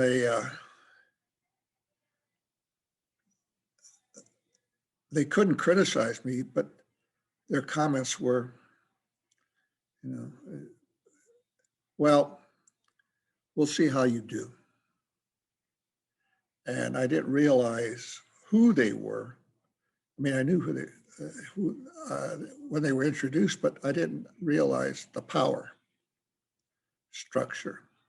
And so when they said, well, we'll see how you do. A year and a half later, I was embraced by them. And so I knew I just tried to do what was right and the best I could. And because of my reputation, my name as a POW, that really expanded further. And enabled my name just expanded further. Um, so um, I look back. I look back in at that period of time working with that, and I have to say that that was probably one of the better times at the VA, because Harry and I worked well together. And by the way, the reason Chuck Hagel left is he could not stand Bob Nimmo. And Bob Nimmo left and Chuck Hagel left. So Harry and I worked well together, and we worked well with the veterans groups. And we had our friends in Congress. And these were the fellows that were World War II veterans, both sides of the aisle. One of my strongest supporters, two of my strongest supporters, and I had quite a few in Congress. Sonny Montgomery from Mississippi, head of the Veterans House. He was a Democrat, but very supportive. And then Senator Al Simpson, Wyoming. He was a Democrat. I mean, he was a Republican, but they looked after me. When I go up on the hill, talk, Everett, is everything okay? How you doing? You need any help? You know, they were advocates for veterans. In fact, when I first went to meet Al Simpson, I recall, because as a new person, you had to go meet people in the committees up on the hill. And I met Al, and we sat down, and he looked at me, and he knew my record as I had as a POW in Vietnam, and then with the Reagan administration, the first year and a half with my at the Peace Corps, and then now at the VA. And he looked at me and he says, Everett, with all that you've gone through in your life, why would you want a job like that? It's terrible. He'd say, it's terrible. He'd say, he said, I don't worry about my job. I got more cows than I have people. But if my constituents don't vote me out, they vote me out. And so I took that as, my life did not depend on being the deputy or the head of the VA. I had other things I could do, but this was a chance to do something. And so. It's the thing that impresses me about hearing you tell your story and reading about it in your book. You talk a lot about being, not being a political animal. And I think that the relationships that you were able to build and the trust that you were able to earn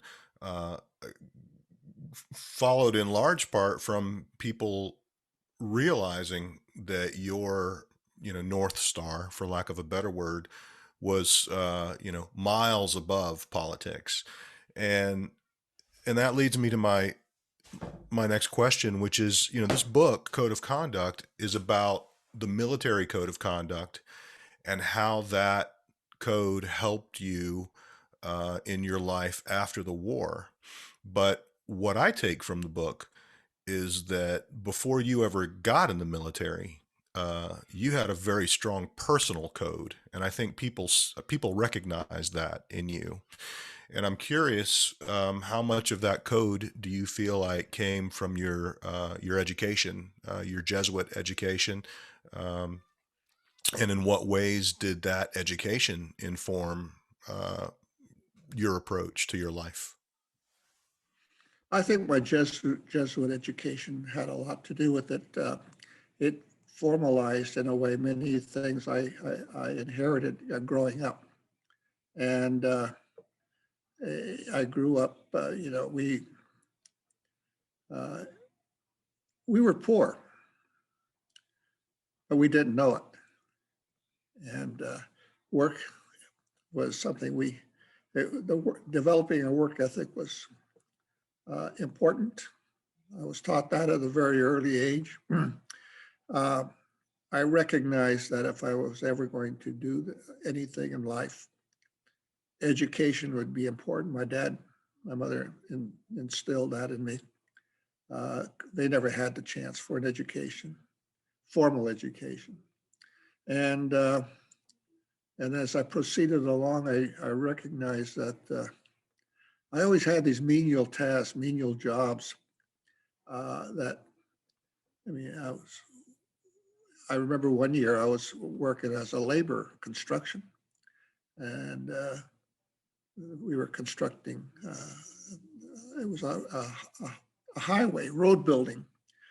And the crew, I was a member, one of the crew, and the crews were a lot of men, and they would look at me and they'd say, they're digging ditches and they're hammering away and working hard. And these fellows would look at me, and I was in college, first couple of years of summers, and they'd say, what's a young kid like you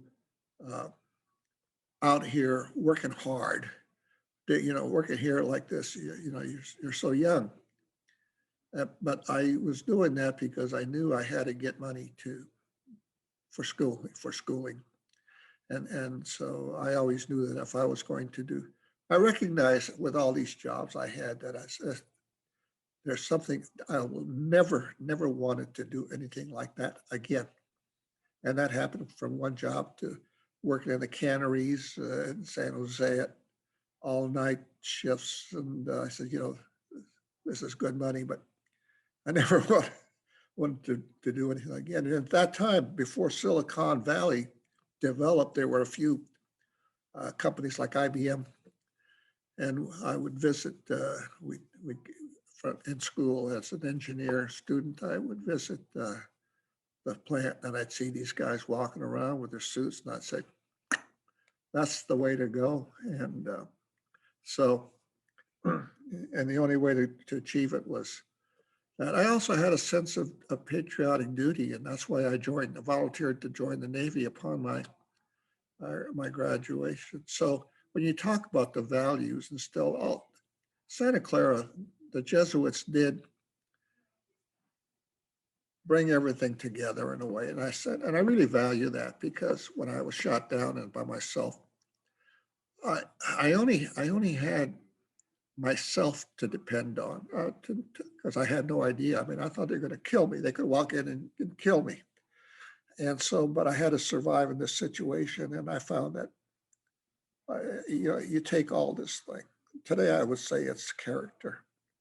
But you take all these values that you were taught, and they put it together. And I remember I would stop at quick mass in the mornings at Santa Clara, and that followed from being an altar boy. Father Buckley when I was Joe Cap and I were a couple of we were the youngest altar boys, and all of that training just sort of just melded into who I was, and that's what helped me develop, helped me sustain my day-to-day survival. I had no idea what I was going to do. Had to be optimistic.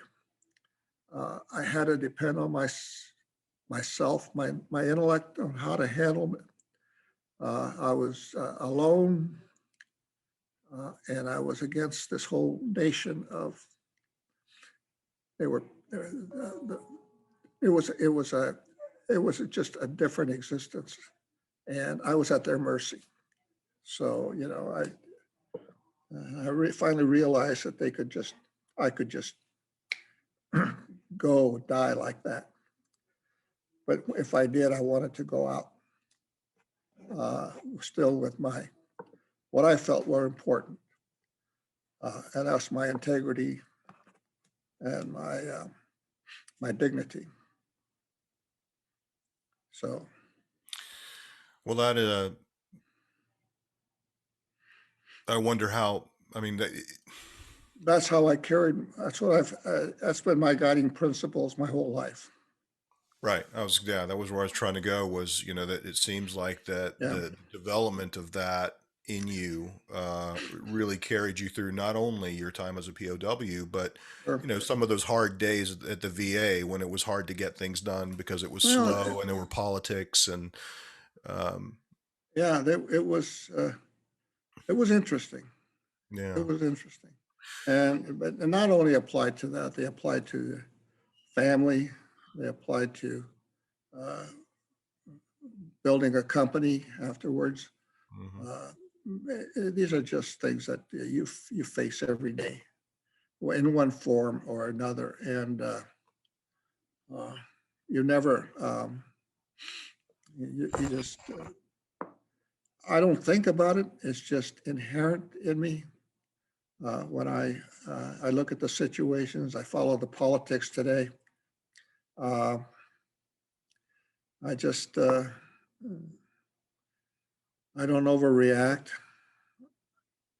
So it's just recognizing we're going through some turbulent, changing times, and so we'll see how this goes. But I think that as a country, we're strong.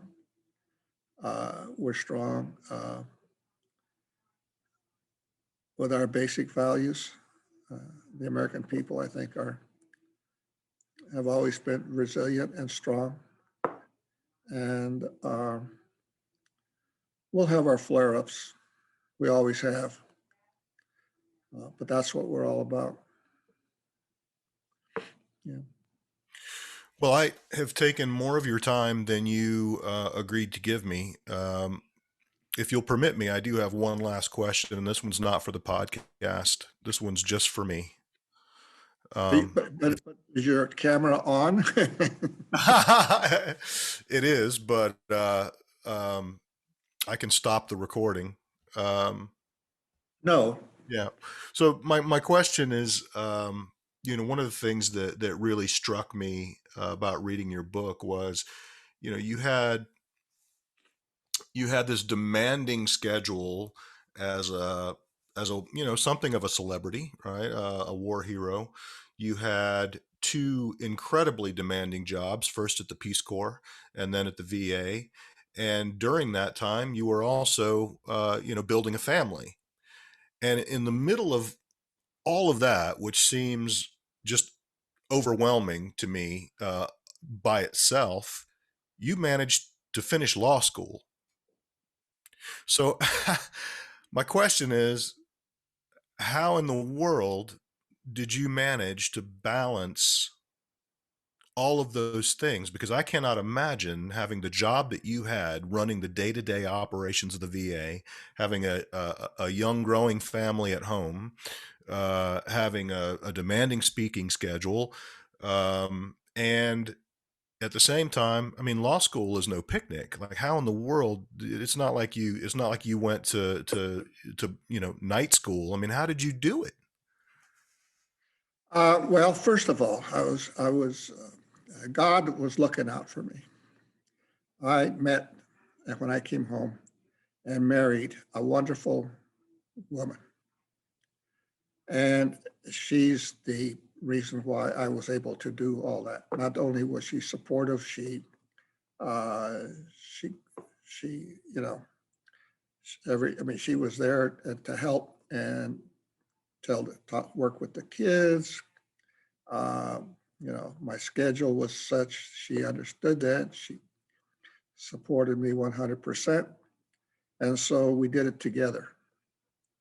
Uh, I always felt, well, first of all, I had a job in the Navy before I retired from the Navy. Last couple of years, uh, I was doing my job, and it involved working with the defense industry contractors, the McDonnell Douglas, the Hughes Electronic, uh, uh, the weapon systems, and what have you. And I was working as a desk in Washington, It was involving a lot of engineering. I was the liaison between the Navy and the defense contractors for that particular system at the time. But they was at the A4s, and I always had, when I met with them, I had a bunch of engineers, but I also had a contracting to to look at the law and the procurement aspects and all that. And that was new to me. I had a I had obtained a master's degree in operations analysis, what have you, but this is federal procurement. And it was like talking Greek. And I didn't know what they were talking about. So I started going to law school at night with the purpose of trying to understand what it was, what it was all about. And so you take the basic courses to start: contract law, torts, and so forth. And it wasn't until the second year I started getting into federal government contract and federal procurement as part of the curriculum. And it's a specialized area in law, and it's applicable to federal government law, dealing with it, especially with the procurement law and the federal acquisition regulations and the DFARS, the Federal Department of Defense, and all this and that. And I started, okay. So I started piecing it together. I said, this would be something I really would like to pursue after, in life. But then I got involved into the political appointment, and but with the help of my wife, she would pack me 2 lunches. I would go to work as my regular Navy job, a desk job, from 7, and then at 3:30 people would leave, and I would have lunch, and then people would leave it. So from 3:30 to 5, I think my first class started at 5:30 or 6 at GW, which is across the river. And so I would break out my law books and eat my dinner, the second lunch, and then zip across there to class. And then I would have class till most nights till 2 classes from 1 and then the other. And I would get out at 10 o'clock, get home about 10:30, and then hit the books for a couple hours, and then do it 5 nights a week. And I said, I'll try it, and if it works, it works. Well, it worked for the first semester. Then I said the second semester, and pretty soon I had a year. And then when I graduated, I had 2 years. When I retired, I had 2 years under my belt, and I needed 2 more, so I kept going as time would allow, or as a schedule. And many times I had to travel with these jobs. I would travel with my law books and read on the plane, basically, and do that. But no, my wife had a tremendous part, and I was lucky that I had that support. Now she's my boss. We've been married 47 years, and I finally succumbed. I thought, with all these degrees and work, I would be king, but no, she's the boss. I graciously gave up trying to rule the roost here at home and what have you. That's one thing I learned. I learned how to get along with her. Yeah. Yep, she's the boss. She must be amazing. Well, Yeah. I can't thank you enough for spending this time with me, and I and I'm just so profoundly grateful for your example. Your life of service. Which continued. I know we focused a lot on your time at the VA today, but I know that there have been, decades since you left the VA that are just as compelling and just as exemplary. Um, and you know, I'm awed by your example and inspired by it. So thank you. Well, thank you, Michael. And you know what? You've reminded me by this. And it's been a while since I've been at the Vietnam Veteran Memorial. And I need to get down there once they open up the city. And I really, we don't go down there anymore, but I need to go then. Every once in a while, I used to go down and look at the wall when I was at the VA or going to law school at night and come back. And, it's just as compelling at night as it is early morning or what have you. And some of these names, my friends, some of my friends are on there. Well, I hope to see you there sometime. Look forward to it. All right. Thank you. Yeah, thank you very much.